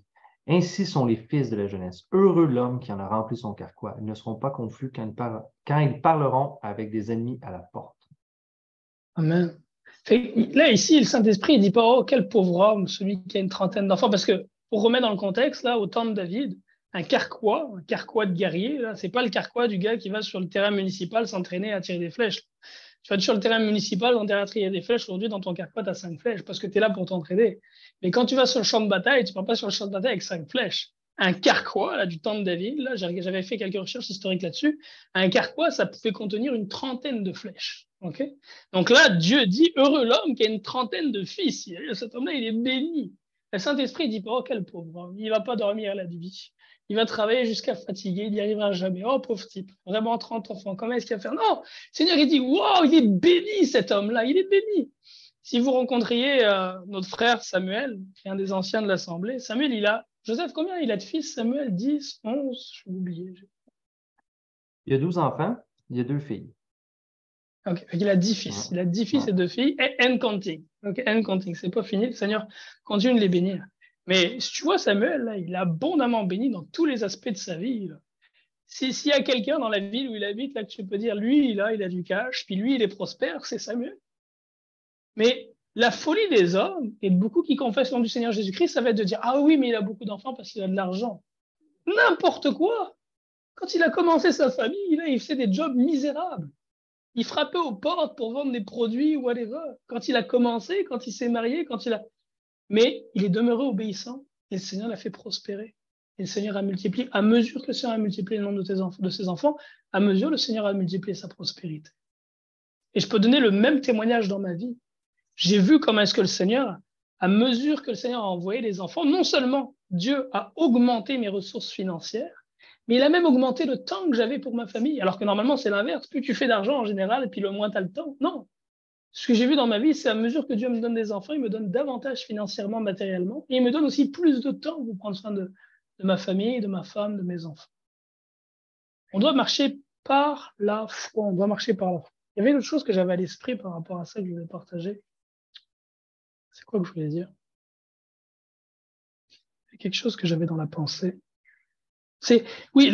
Un autre piège, c'est l'obéissance partielle.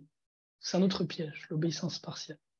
Si tu obéis partiellement à Dieu, le fruit va être lui aussi amer. La désobéissance donne un fruit amer. L'obéissance partielle peut même donner un fruit qui est encore plus amer. Ce serait quoi l'obéissance partielle? Je vais donner un exemple simple.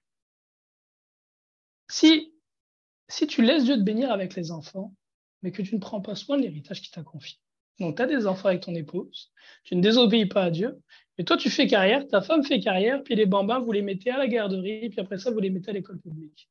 Il est pas mal certain qu'au bout de quelques années, tu vas te mordre les doigts et tu vas regretter du nombre d'enfants que tu as pu avoir. Parce que tous ces enfants-là qui vont à l'école publique vont se faire remplir la tête chaque jour avec des affaires d'impudicité, de drogue, de rébellion, de désobéissance, d'impiété, toutes sortes d'abominations. Puis ce que tu vas avoir dans ta maison, c'est une horde de petits démons qui ne connaissent pas Dieu et qui n'ont pas la crainte de Dieu. Obéissance partielle. Je vais juste finir sur ce raisonnement-là, Dylan. Pourquoi obéissance partielle? L'Écriture ne commande pas simplement d'avoir des enfants, mais l'Écriture commande aussi à nos sœurs d'être keepers at home en anglais. Keepers at home, dit l'Écriture. Donc, keepers at home, c'est de prendre soin du foyer, de s'occuper de la maison. Dans le livre des psaumes, il est dit que l'homme qui est béni, sa femme, elle est dans sa maison.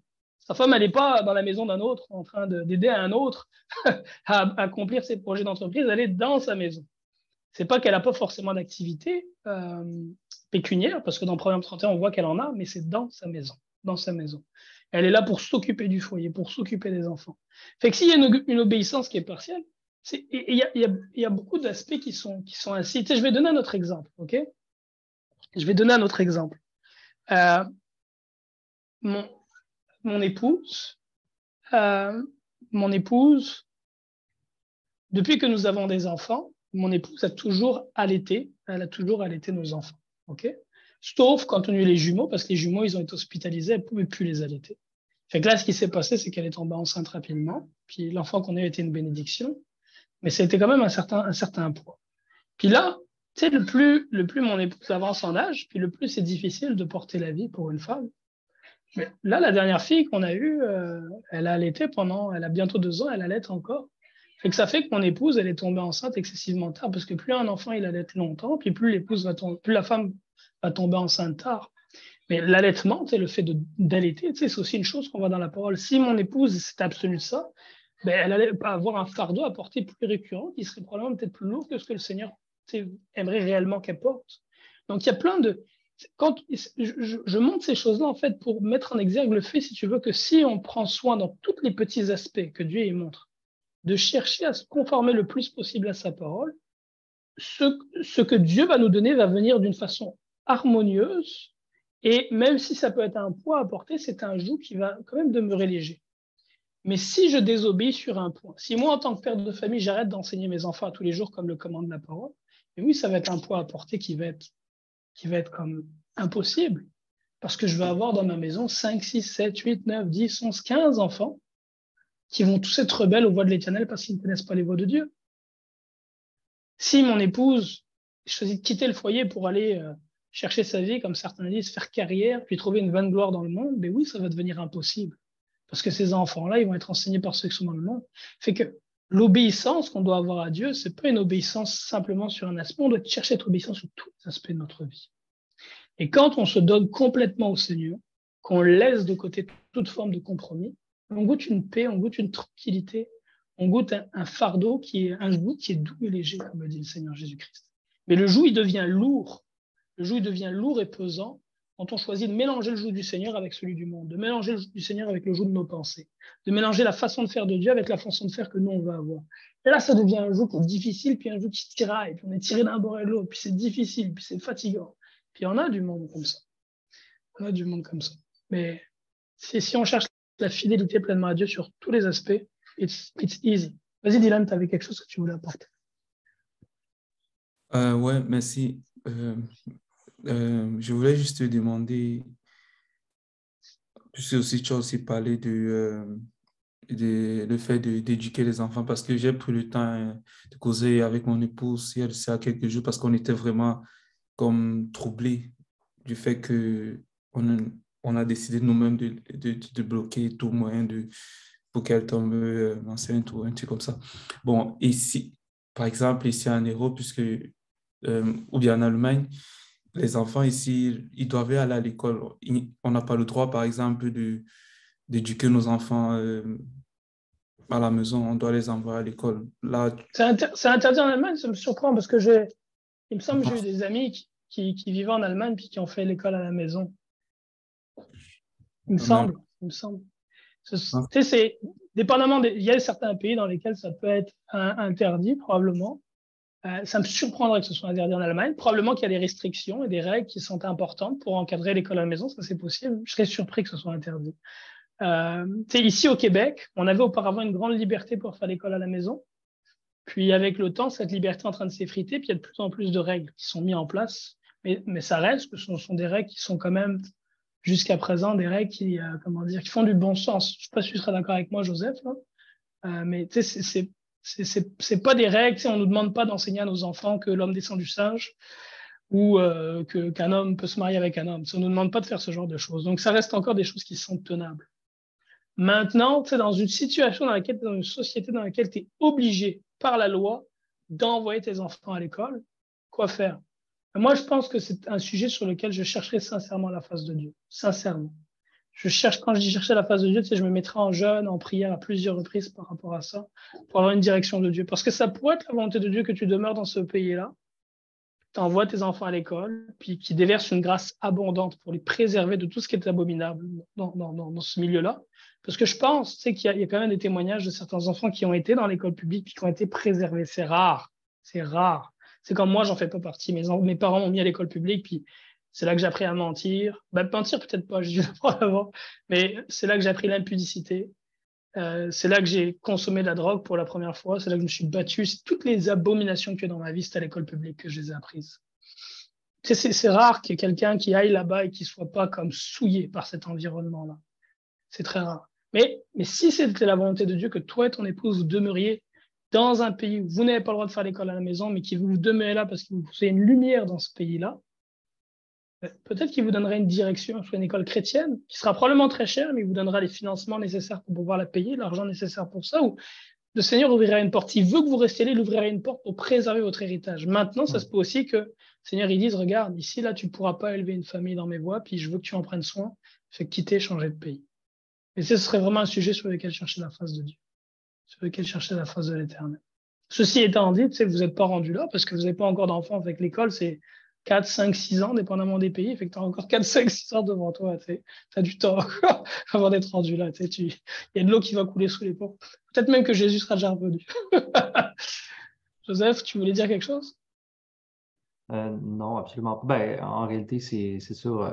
C'est une loi, dans le fond, qui a été votée durant le Troisième Reich, puis qui a pas été, elle a été amendée pour forcer les enfants à aller à l'école. Mais ils ont l'obligation d'enseignement, mais ça ne favorise pas l'enseignement à la maison. Je n'étais pas au courant qu'en Allemagne, vu que je croyais que c'est. Est-ce que c'est interdit ou c'est juste pas favorisé? C'est interdit, je pense. De ce que je lis, là.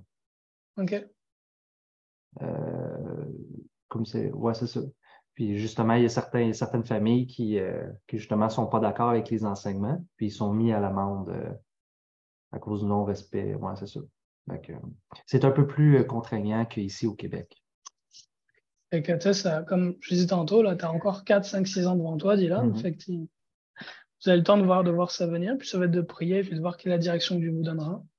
Moi, je te dirais personnellement, si je me retrouvais dans cette situation-là, il est probable que je quitte l'endroit où j'habite, que je quitte ma province ou mon pays. Très probable. Très, très probable.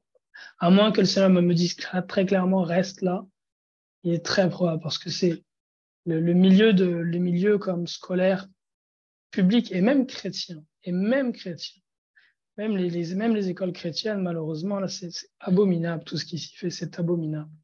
C'est même dans une école chrétienne. Si moi, je mets mes enfants dans une école soi-disant chrétienne, ils sont en contact avec d'autres enfants qui jouent au Pokémon, qui regardent des émissions de télévision mondaines, qui sont pas enseignés.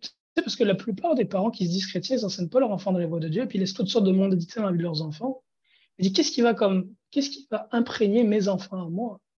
Que j'essaie de préserver de toutes ces abominations du monde, de préserver des souillures du monde, puis je les mets en contact avec d'autres enfants qui supposément sont disciples de Christ, mais qui vivent une vie de mondanité. Et si on parle de l'école publique, alors là, écoute, oublie ça. Dans la société au Québec, là, parce que moi, dans mon travail, je suis amené à aller dans les écoles, dans le travail que j'ai, et à rencontrer les profs et tout ça. Les gens les plus rebelles à l'ordre établi par Dieu, à l'ordre divin, les gens les plus, comment on appelle ça là, les plus déraillés par rapport aux règles de Dieu, tu les trouves dans les pupitres des écoles. Les enseignants et les enseignantes et les profs d'école primaire là, sont les personnes les plus dégradées souvent que je rencontre, les plus dégradés dans leurs valeurs. Ceux qui vont avoir le plus de piercings partout dans la tête, dans le nez, des tatouages qui sortent de partout, les cheveux rasés, le monde vraiment qui sont le plus en retrait. Et c'est eux qui enseignent la génération future. Fait que si je mets mes enfants comme 10 heures par jour dans ce milieu-là, puis que moi je passe 2 heures avec eux par jour, puis que ces 2 heures-là, c'est les laver, les nourrir, les manger au lit, comment est-ce que tu veux qu'ils soient plus impactés par moi qui craint le Seigneur que par leur prof qui ne craint pas Dieu? Ce serait une folie de penser ainsi. Et je crois que mon mandat principal, mon mandat premier, à partir du moment où j'ai choisi de me marier et que Dieu m'a fait la grâce d'être père de famille, mon mandat premier, c'est le mandat de père. C'est mon mandat premier.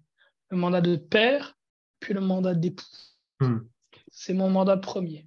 Donc, le mandat de porter l'évangile au Québec, ça vient après. Donc, moi, si Dieu me parle pas, si Dieu me dit rien, si j'entends rien de Dieu, je raisonne par rapport à ce que dans l'Écriture, je vois que mon premier mandat, c'est celui d'être père, donc je vais chercher à agir par rapport à ce mandat-là, qui est d'être père. Maintenant, si Dieu me dit une parole, il me dit, écoute, Mehdi, je veux que tu restes au Québec parce que tu dois être une lumière au Québec, malgré le fait que vous pouvez plus, que vos enfants doivent aller à l'école. Et là, je vais plaider avec le Seigneur, je vais dire, Seigneur, ok, là, mais je veux que tu préserves mes enfants, tu préserves ton héritage éternel, je veux pas qu'ils soient souillés. Et je vais plaider avec le Seigneur, puis je pense que le Seigneur, il se laissera, comment dire, incliné par un tel plaidoyer. Et là, je dirais, là, oui, Oui, mais autrement, tu sais, s'il arrive qu'on oblige nos enfants à aller à l'école publique et puis que j'ai pas une parole claire du Seigneur pour rester, ben, je prends large, je m'en vais. Je plie, je prends mes clics, mes claques et je m'en vais ailleurs. C'est de toute importance de préserver nos enfants. C'est le premier mandat que nous avons. Avant toute autre chose. Tu sais, si je ne fais aucun disciple, mais que mes fils et mes filles sont tous des serviteurs et des servantes de l'Éternel, alléluia, gloire à Dieu. Si j'ai ça au moins, si que mes fils et mes filles sont fidèles à Dieu et sont des disciples du Seigneur, alléluia. Je ne veux pas me contenter je veux chercher à faire des disciples pour le Seigneur en dehors de ma famille, mais si au moins mes enfants sont sauvés, mon âme est satisfaite. Si au moins mes enfants sont sauvés. Alléluia. Tu voulais ajouter quelque chose, Joseph? Merci. Oui, Vraiment, frère. après. Mais une des choses aussi, c'est que là, on se retrouve devant une situation, admettons, avec l'éducation des enfants. Puis, on est en quelque sorte en Babylone, si on veut. Puis, on a un témoignage avec la vie de Daniel qui se retrouvait dans une place qui avait des exigences, un style de vie qui était contraire à tout ce qui est enseigné par les lois juives, par le style de vie que Dieu les recommandait. Puis pourtant, ça n'a pas empêché Daniel d'être parfaitement obéissant au commandement du Seigneur. Puis là, aujourd'hui, on parle sur l'école à la maison, mais il y a plein de choses ici et là qui vont venir à travers ta vie, à travers la mienne, des épreuves, mais ce qui va faire la différence aussi, c'est cette relation-là que tu as avec ton Créateur, avec ton Seigneur, pour justement aller dans la prière. Puis, une des choses que Daniel faisait, il est à Babylone, il va prier 3 fois par jour. Puis même parfois, il se retrouve dans un moment donné où est-ce qu'il se fait empêcher de prier selon l'édit du roi, mais pourtant, il reste fidèle au Seigneur. Puis, ça me fait penser aussi à Jésus, bébé, qu'il y a un ange qui dit « Va, fuis en Égypte ». Mais je pense que cette relation-là avec le Seigneur va être d'une grande importance pour avoir le discernement dans les choix difficiles à venir. Ce qui est important, c'est de rester obéissant au Seigneur, indépendamment de la difficulté, de qu'est-ce qui peut paraître. C'est de vraiment porter les fruits du Père, de porter l'enseignement de Jésus. Puis dans Philippiens 4:6, je l'ai partagé, dit « Ne vous inquiétez de rien, mais en toute chose, faites connaître vos besoins à Dieu par des prières, des supplications et des actions de grâce. Et la paix de Dieu qui surpasse toute intelligence gardera vos cœurs et vos pensées en Jésus-Christ. » C'est un des héritages des fils de Dieu. On n'est plus soumis à la peur. On est soumis à une confiance parfaite, dans le fait, indépendamment de ce qui peut se faire, qu'on se fasse tenter de toutes les manières possibles par la richesse, par la conception, par quoi que ce soit. Le diable, il n'y a plus de jeu sur nous pour nous maintenir dans la peur. On est libéré de ces choses-là. On a une paix qui surpasse toute intelligence. C'est dans la relation avec le Seigneur qu'on lui goûte. Et qu'il va arriver des choses, comme Mehdi partage, mais à un moment donné, tu vas être laissé à toi-même. Puis pour avoir cette réponse-là, le Seigneur va te la donner, mais tu vas l'avoir dans la prière. Fait que c'est important. Une des choses aussi que Jésus partage dans Luc, il va parler de la fin des temps, il va parler de tout ce qui vient, puis il finit avec quelque chose. Il dit, veillez et priez afin que vous ayez la force de vous tenir debout lorsque toutes ces choses arriveront ou lorsque le Fils de Dieu paraîtra. Cette relation-là avec ton Créateur, avec ton Seigneur, avec Jésus, avec le Père, va faire toute la différence dans ta manière de réagir à ces épreuves-là. C'est très important de développer cette relation-là. Je pense qu'il y a une place dans le Proverbe qui dit si ta force n'est que faiblesse au jour de la détresse, non, il dit si tu fais preuve de faiblesse au jour de la détresse, alors ta force n'est que faiblesse. Mais ta fortification, elle ne se trouve pas au moment de l'épreuve, elle se construit avant dans ta relation avec le Seigneur.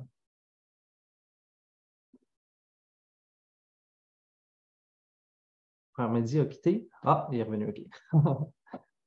Excuse-moi.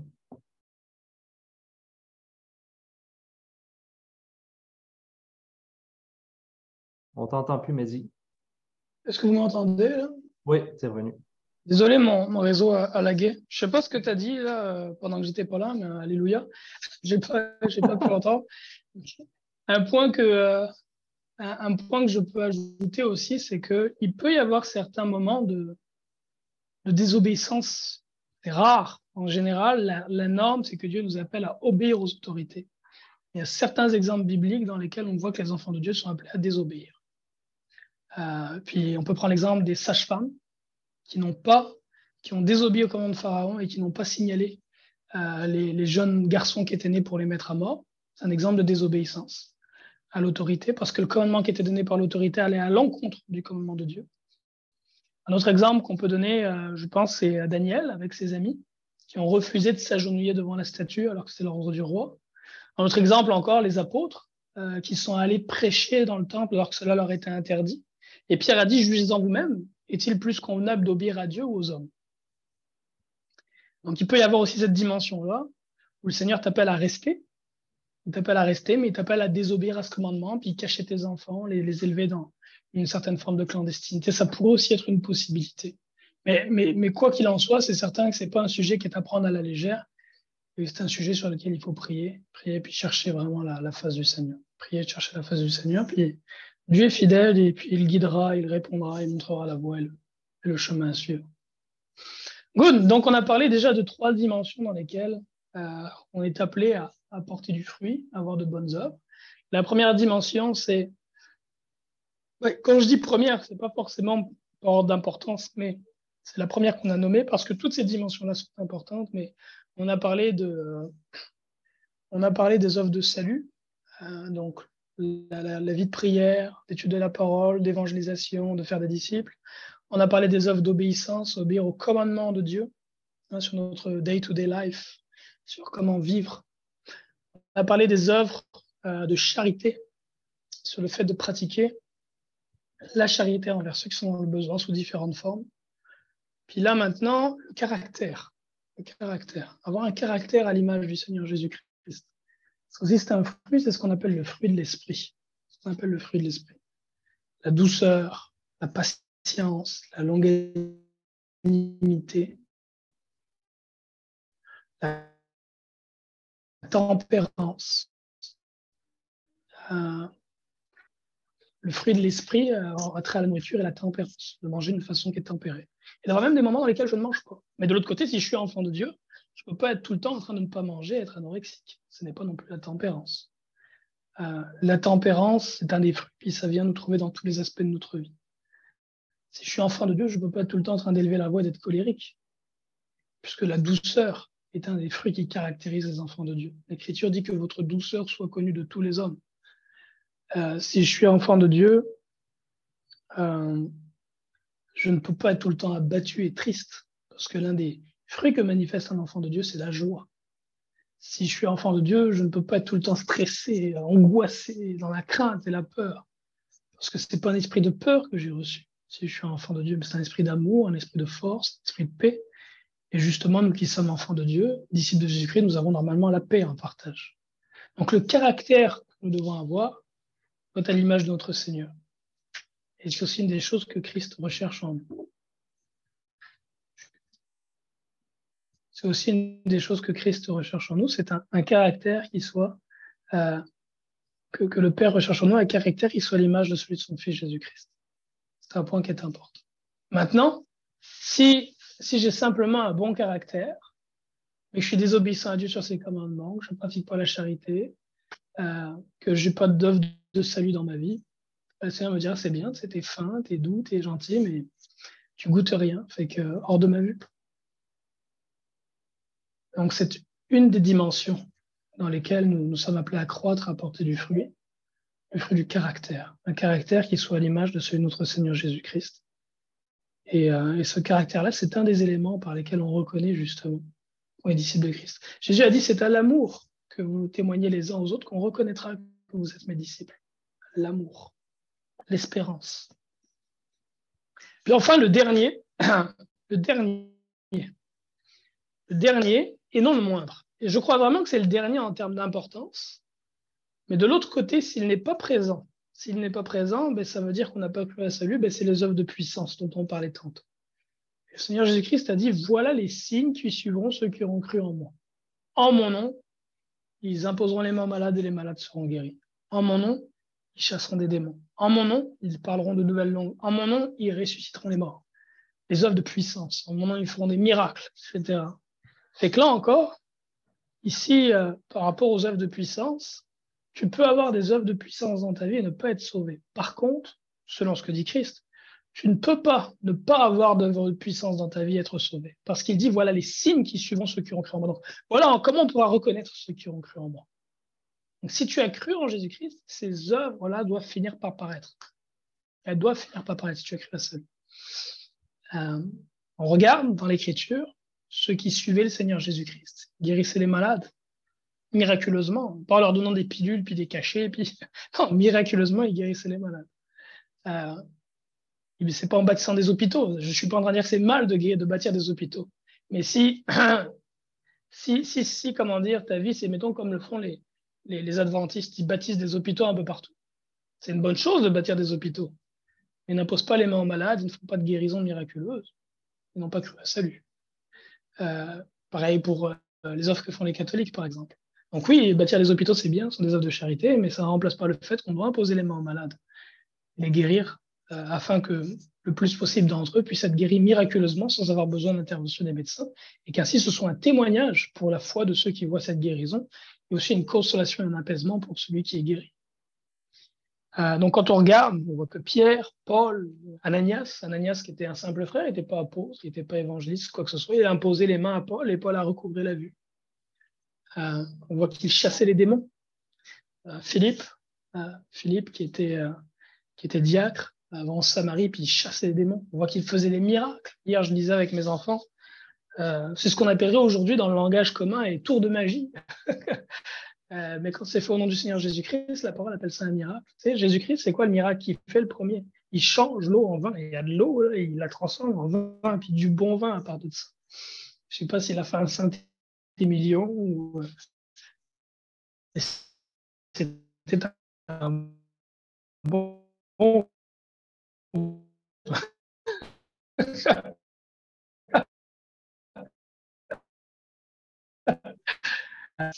Et puis, à marcher sur les eaux. Donc, c'est toutes des choses qui doivent aussi être présentes dans ma vie. Moi aussi, personnellement, par rapport à ce sujet, je vous parlais tantôt des œuvres de charité, puis comment j'ai une sorte de bucket list où j'essaie de regarder au fur et à mesure, est-ce que j'ai fait ça, est-ce que j'ai fait ça, est-ce que j'ai fait ça. Puis ça ne veut pas dire que je veux plus le faire, non, je veux continuer, mais de dire au moins, oui, ça c'est bon, j'ai fait, ça c'est bon, j'ai fait, ça c'est bon, j'ai fait. Mais par rapport aux œuvres de puissance, c'est la même chose. Je suis devant Dieu, puis je dis, Seigneur, il y a une dizaine d'années, je n'avais jamais fait une seule œuvre de puissance. Il y a une dizaine d'années. Là, en 2023, en 2013, je n'avais jamais fait une seule œuvre de puissance, de souvenir. Et je priais. C'est justement en 2013, c'est à peu près la même période de l'année 2013, au mois de mai ou juin. J'étais tellement tanné, fatigué de ne pas avoir d'œuvre de puissance dans ma vie. J'étais dans les rues de Montréal, j'évangélisais, je prêchais en voix. Puis à côté de moi, il y a des musulmans qui prêchaient pareil. Puis la seule différence entre moi et eux, c'est qu'eux, ils prêchaient Allah, puis moi, je prêchais Jésus. Puis j'étais comme Seigneur. Où sont les signes qui montrent que moi, ce que je prêche, c'est ça qui est la vérité? C'est où les signes que tu as promis? Puis j'étais parti sur la montagne pour jeûner et prier pendant quelques jours, seul avec Dieu. Puis dire, Seigneur, toi et moi, là, je veux te rencontrer. Et la première fois que j'ai fait une œuvre de puissance, je pense, c'était en 2015. En 2015. J'avais recherché sur YouTube, parce que je voyais beaucoup de chrétiens qui faisaient des œuvres de puissance. Mais tous les hommes que je voyais qui faisaient des œuvres de puissance avaient des vies qui étaient abominables devant Dieu. L'un d'eux était Bénin, par exemple. Bénin et guérissait, il fait toutes ces choses-là. Mais c'est comme, prêchez pas l'évangile, n'appelez pas les gens à la repentance. Je voyais soit d'un côté des gens qui vivaient dans l'obéissance au commandement du Seigneur, mais qui n'avaient aucune puissance. Et de l'autre côté, des charismatiques qui avaient une énorme puissance, mais aucune obéissance. Et je sais que Dieu n'est ni dans l'un ni dans l'autre. Moi, j'étais du côté de l'obéissance, et j'avais aucune puissance. Et je désirais la puissance, mais tous ceux que je voyais avec puissance n'avaient pas d'obéissance. Et je dis, Seigneur, est-ce qu'il y a-tu quelqu'un qui obéit à tes commandements, qui prêche l'évangile, qui appelle à la repentance, à une vie de sainteté, mais qui démontre des œuvres de puissance, puis qui ne le fait pas en se mettant en avant comme étant une superstar, mais dans une grande humilité, comme l'a fait comme Christ, Pierre, Paul ou d'autres au marché. Puis à cette époque-là, en faisant des recherches, j'ai tombé sur un frère qui s'appelle Torben. Et bien qu'il ne soit pas parfait, c'est la première fois que je voyais dans la vie de quelqu'un des œuvres de puissance avec une certaine obéissance au commandement de Dieu à l'évangile. Pas la perfection n'est pas de ce monde. On doit chercher à l'atteindre, par exemple, si on nous appelle à être parfait comme notre Père est parfait. Mais de toutes les personnes que j'ai vues qui faisaient des œuvres de puissance, c'est la première fois que j'ai entendu quelqu'un qui avait des œuvres de puissance, puis qui en même temps prêchait l'évangile et la repentance. Repentez-vous, d'être baptisé au nom du Seigneur Jésus-Christ pour pardon de ses péchés, de recevoir l'Esprit Saint, de se détourner de la vie de péché. C'est la première fois que je voyais ça. Et c'est la première fois que je voyais concrètement quelqu'un dans les rues qui guérissait. Puis quand j'ai vu comment il le faisait, ben, ce que j'ai compris en fait en voyant son exemple, c'est l'autorité. L'autorité que je n'avais pas compris avant. Vous vous souvenez que quand Christ enseignait, les gens étaient choqués parce qu'il enseignait avec autorité. Vous vous souvenez de ça? Il enseignait avec autorité, alors que les scribes, les pharisiens, ils n'enseignaient pas avec autorité. Mais Jésus-Christ, il enseignait avec autorité. Il dit, moi, je vous dis que. Ça, c'est enseigné avec autorité. Vous avez lu, et moi, je vous dis que. Ça, c'est enseigné avec autorité. Et l'Écriture dit que Christ nous a donné autorité sur toute la puissance de l'ennemi. Il nous a donné autorité. Mais moi, je n'avais jamais compris ça. C'est quand je priais pour un malade, mettons que Dylan était malade, j'allais dire, Seigneur, s'il te plaît, guéris Dylan, tu vois qu'il est malade. Seigneur, s'il te plaît, souviens-toi de lui, guéris son rhume. Merci, au nom de Jésus, Amen. C'est comme ça que je priais. Quelqu'un avait un problème avec un esprit impur. Père, s'il te plaît, délivre-le de l'esprit impur. Tu vois que vraiment, sa vie, là, c'est pas facile. Délivre ma sœur, s'il te plaît, au nom de Jésus, Amen. C'est que ça, c'était comme ça que, que je priais. Et j'avais pas compris que j'avais reçu l'autorité. Et j'ai vu ce frère-là. Là, il est dans les rues, il y a quelqu'un qui est malade, il impose la main, il dit toute maladie quitte maintenant au nom de Jésus-Christ, douleur tu quittes au nom de Jésus-Christ. Oh! Et c'est vrai, c'est ça que Christ faisait. Christ, il voit la tempête, il dit pas Dieu, s'il te plaît, protège-nous de la tempête. Non, il parle à la tempête, il dit le vent, là, tais-toi. Il dit la mer, t'arrête, c'est fini. Quand il est vers la femme qui a la grippe, il dit qu'il a menacé la fièvre. Il a dit la fièvre, c'est fini, get out. Fini la fièvre. Je te le dis, tu sors maintenant au nom de Jésus-Christ et j'ordonne le rétablissement. Il parlait avec autorité. Il commandait aux éléments, il commandait aux esprits, il commandait à la maladie. Et il nous a donné cette autorité-là. Alors, ça ne veut pas dire qu'on n'a pas besoin de prier, c'est une excellente chose de prier. Mais ceci étant dire, quand j'ai affaire à la maladie, maintenant je sais que je dois parler à la maladie. Ce n'est pas à Dieu que je dois parler, c'est à la maladie que je dois parler. J'ai reçu l'autorité. Si je dis à mon fils, écoute mon garçon, tu as l'autorité pour conduire ma voiture et faire avec ce qu'il te plaît. Si chaque jour, mon fils il revient me voir et me dit « Papa, est-ce que je peux conduire ta voiture, s'il te plaît ?» Et au bout d'un moment, ça va commencer à me tanner. Je vais dire « Hé, mon gars, je t'ai dit que tu as l'autorité pour conduire ma voiture. Tu fais ce que tu veux avec. » Dieu nous a donné l'autorité. On a reçu autorité sur toute la puissance de l'ennemi. Toute la puissance de l'ennemi.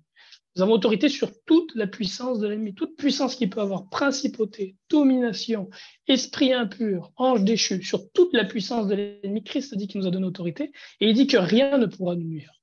Rien ne pourra nous nuire. J'ai déjà eu à faire des délivrances avec des hommes qui manifestaient une énorme violence. À un moment donné, j'ai fait une délivrance par le nom du Seigneur Jésus-Christ à un frère qui avait un esprit de béhémoth.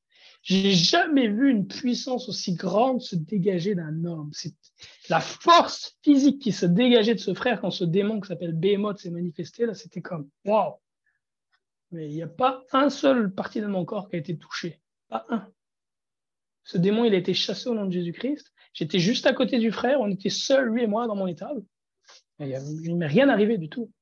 Je n'ai pas eu un bleu, je n'ai pas eu un coup de poing, je n'ai rien du tout. Le Seigneur, il dit, et rien ne pourra vous nuire. Et rien ne pourra vous nuire. Donc, l'autorité. Et c'est ça, fait qu'à cette période de ma vie, en 2015, en voyant ce frère, c'est là que j'ai compris comment est-ce qu'on doit exercer, comment est-ce qu'on est appelé à exercer les œuvres de puissance avec autorité. Si tu veux que l'eau soit changée en vin, tu commandes à l'eau. Tu peux prier, tu peux dire Seigneur, s'il te plaît, que cette eau soit changée en vin, et puis après tu commandes. J'ai jamais fait de miracle encore.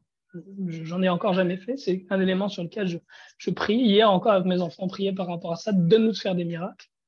Mais en 2015, c'est ça, si je veux parler des œuvres de puissance, en 2015, pour la première fois, le Seigneur a commencé à m'utiliser pour guérir des malades. Jusque dans les hôpitaux même. Je t'avais prié. Puis,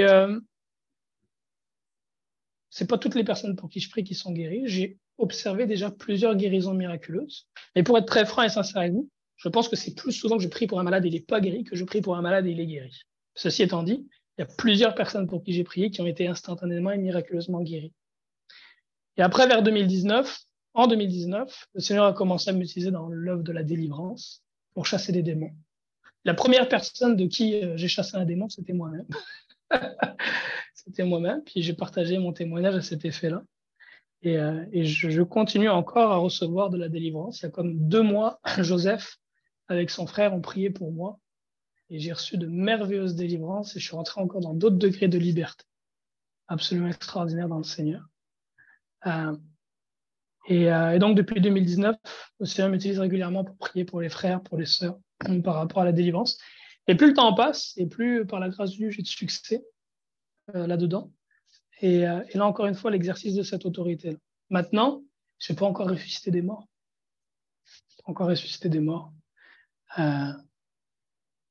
J'ai pas encore fait de miracle.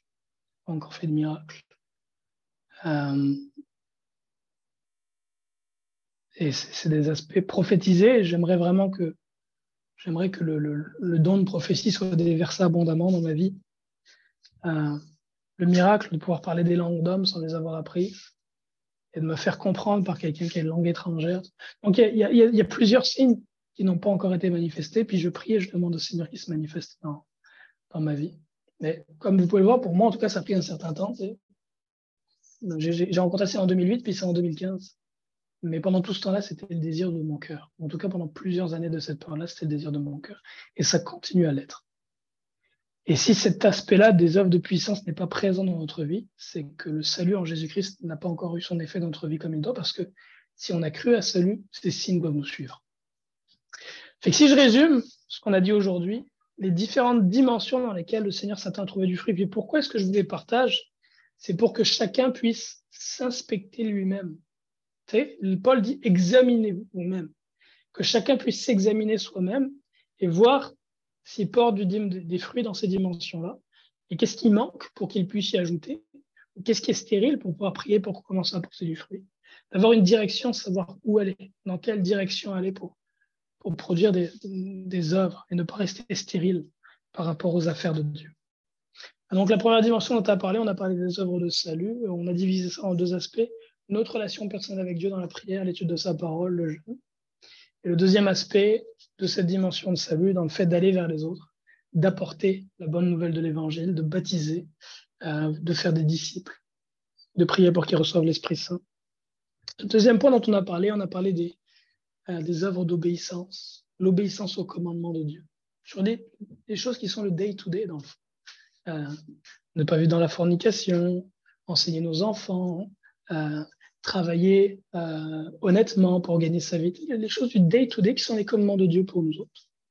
Ensuite de ça, on a parlé donc salut, on a parlé de l'obéissance, on a parlé de la charité, on a parlé des œuvres de charité. Et on a vu que dans l'Écriture, il y a une liste d'œuvres de charité que le Seigneur s'attend de nous.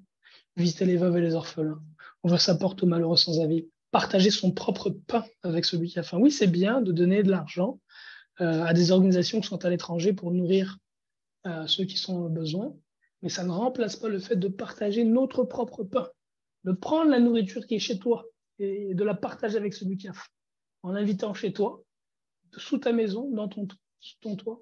Tu sais, j'ai déjà eu le privilège et la joie à plusieurs reprises de faire des repas chez moi et d'inviter des itinérants. Tu sais, le Seigneur, il dit, quand tu fais un repas, invite pas ceux qui sont tes amis ou qui ont de l'argent. Non, invite les pauvres. Invite ceux qui sont pauvres, invite les paraplégiques, invite ceux qui sont handicapés. Et là, tu auras. J'ai déjà eu le privilège de pouvoir, je pense, par 2 fois à Montréal, faire cette expérience, cette belle expérience. Donc, il donne toute une liste de choses dans l'Écriture qui sont des sources d'inspiration pour nous, puis des éléments accomplis. Les œuvres de charité, le caractère, l'amour, la paix, la joie, la patience, la longanimité, la tempérance, etc. Avoir le caractère de Christ. Puis le dernier point dont on a parlé, c'est les œuvres de puissance. Les œuvres de puissance. Et dans toutes ces dimensions-là, nous sommes appelés à porter du fruit.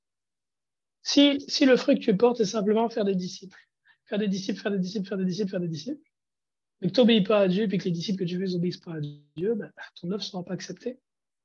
Si ton fruit, c'est juste d'avoir un caractère à l'image de Christ, mais de ne pas faire des disciples, ben, ton œuvre ne sera pas acceptée. We are called, on est appelé à porter du fruit dans tous ces domaines et tous ces aspects de notre vie. Tous ces domaines et tous ces aspects de notre vie. Et puis c'est un peu ça que je peux. Et après, c'est certain que dépendamment des saisons de la vie, des saisons dans lesquelles nous sommes, il y a certains types de fruits qui vont être plus abondants que d'autres dans chacun de ces domaines-là. Dans chacun de ces domaines. Alléluia. Fait que ça fait le tour un petit peu de ce que j'avais à partager ce matin, ce que j'avais à cœur de partager, mes frères et sœurs. Est-ce qu'il y a un frère qui a une question avant qu'on clôture? J'aurais une dernière question, mais je ne sais pas si je peux poser quand à la fin complètement, si on peut Oui, rester. bro. Yeah. Avec plaisir. Avec plaisir. Bon, fait qu'on va finir par une prière. On va finir par une prière. Puis Maxime, est-ce que tu veux faire une prière de clôture? Ah, OK. Frère, je te remercie de nous avoir réunis ce matin. Je te remercie d'avoir mis tes paroles dans la bouche à midi. Je prie que ces paroles vont porter du fruit dans nos vies et qu'elles vont rester avec nous. Au nom de Jésus, amen. Amen. Amen. Je vous encourage à méditer les passages de l'Écriture que Joseph a partagés, qu'on a cités pendant l'enseignement, et faire comme les Béréens. Une fois que les Béréens ils avaient reçu un enseignement de Paul, ils allaient dans les Écritures et puis ils cherchaient dans les Écritures à voir l'exactitude de ce qui leur avait été enseigné. Puis Dylan, sur le sujet de la fécondité, je t'encourage à regarder à nouveau les documentaires que j'ai partagés de nos frères des États-Unis, et puis les enseignements aussi que j'ai pu mettre en ligne personnellement. Il y a beaucoup de mentions de l'Écriture, de la parole de Dieu dans ces deux documentaires-là et dans les enseignements que moi aussi j'ai pu partager. Il y a beaucoup de mentions de l'Écriture. J'ai aussi sur la chaîne, il y a aussi un témoignage qui a été une immense bénédiction pour moi. Témoignage d'une sœur qui s'appelle Tamara, je ne sais pas si tu l'avais déjà vu, que j'avais mis en ligne. Et ça a été une grande bénédiction pour moi, son témoignage, parce que j'avais la pensée, avant mon mariage même, j'avais cette pensée-là d'avoir beaucoup d'enfants. J'avais pas forcément la pensée de laisser le Seigneur me bénir, mais c'était plus la pensée de me dire, ouais, j'aimerais ça avoir 8 enfants. J'avais le désir d'avoir un grand nombre d'enfants, mais de dire, est-ce que j'avais la pensée de dire que de laisser le Seigneur me bénir avec 20 enfants, 25 enfants, j'étais peut-être pas à ce niveau-là, par exemple, de maturité. Mais par contre, il y avait un point, c'est que je me disais, si jamais il y a je sais pas moi, un danger par rapport à la santé de la maman ou quoi que ce soit, là, c'est mieux de ne pas avoir d'enfant. Ça, c'était ma pensée. Et puis, le témoignage de cette sœur-là, Tamara, a vraiment été une grande bénédiction pour moi et pour mon épouse. C'est une femme qui s'est ligaturée les trompes, rendue, je pense, au 6e enfant, parce qu'elle a des problèmes cardiaques et des problèmes au niveau, je crois, de l'utérus, qui font en sorte que si elle avait d'autres enfants, elle pouvait mourir. Et un jour, alors qu'elle est en train de prier, elle lisait un livre de Francis Chan, je pense qu'il s'appelle Crazy Love. Et Francis Chan, dans le début de son livre, il explique que sa maman, elle est morte en lui donnant naissance. Que sa maman est morte en lui donnant naissance. Et c'est un homme que Dieu a utilisé comme pour apporter le message de l'Évangile à des centaines de milliers de personnes. Alors je ne dirais pas que cet homme est parfait dans toutes ses voies, mais ceci étant dit, il a quand même grandement participé à promulguer l'œuvre de Christ sur cette terre. Et alors qu'elle était en prière, le Seigneur l'amenait à réaliser que ce frère qu'elle estimait beaucoup, Francis Chan, si sa mère avait choisi de préserver sa propre vie, il n'aurait jamais vu le jour. Et là, Dieu lui a dit en esprit à cette sœur, il lui a dit cette parole, c'est fort, il a dit, qu'est-ce qui t'amène à penser que ta vie a plus de valeur que la semence que j'ai mis en toi? Qu'est-ce qui t'amène à croire que ta vie a plus de valeur que la semence que j'ai mis en toi? Parce que quand elle a fait ce choix-là de préserver sa vie au détriment de la naissance, c'est qu'elle et son mari ils ont décidé que sa vie à elle avait plus de valeur que sa descendance. Et Dieu lui dit, mais qu'est-ce qui t'amène à croire ça? Et il lui donne l'exemple de Francis. Puis tout à l'heure, j'ai donné l'exemple de l'apôtre Paul, descendant de Benjamin, qui est né, qui est par sa naissance a amené la mort de sa mère, au fond. Et là, quand elle a réalisé ça, elle a décidé de reverse. Elle s'est fait enlever elle s'était fait ligaturer les trompes, elle a enlevé les ligatures, ce qui est non seulement un coût financier qui est énorme, parce que souvent dans les pays occidentaux, on paye les femmes pour qu'elles se fassent, ou les hommes pour qu'ils se fassent stériliser. Et quand tu veux te faire dérstériliser, là, c'est ta propre poche, par exemple. C'est ta propre poche. Le diable ne va pas t'aider dans ce sens. Et donc, ça lui a coûté très cher et s'est fait déligaturer. Mais c'est pas juste ça, c'est qu'une fois qu'une femme a fait une ligature des trompes, le risque de grossesse ectopique et puis de grossesse à risque augmente énormément. Puis ça fait déjà plusieurs années, et puis je pense qu'elle a eu peut-être 6 enfants depuis. Puis tous ces enfants, elle est encore en vie puis en bonne santé. Et c'est un très très beau témoignage. C'est un très beau témoignage. Alléluia. Donc, ceci étant dit, que Dieu vous bénisse abondamment et vous garde, mes frères et sœurs. Puis au plaisir de vous retrouver la semaine prochaine pour un autre partage. Fait que on va rester avec Dylan. Puis je ne sais pas s'il y a des sœurs qui ont des questions aussi. Fait que sinon pour les autres, je vous souhaite une belle fin de journée. Bye bye Stéphanie.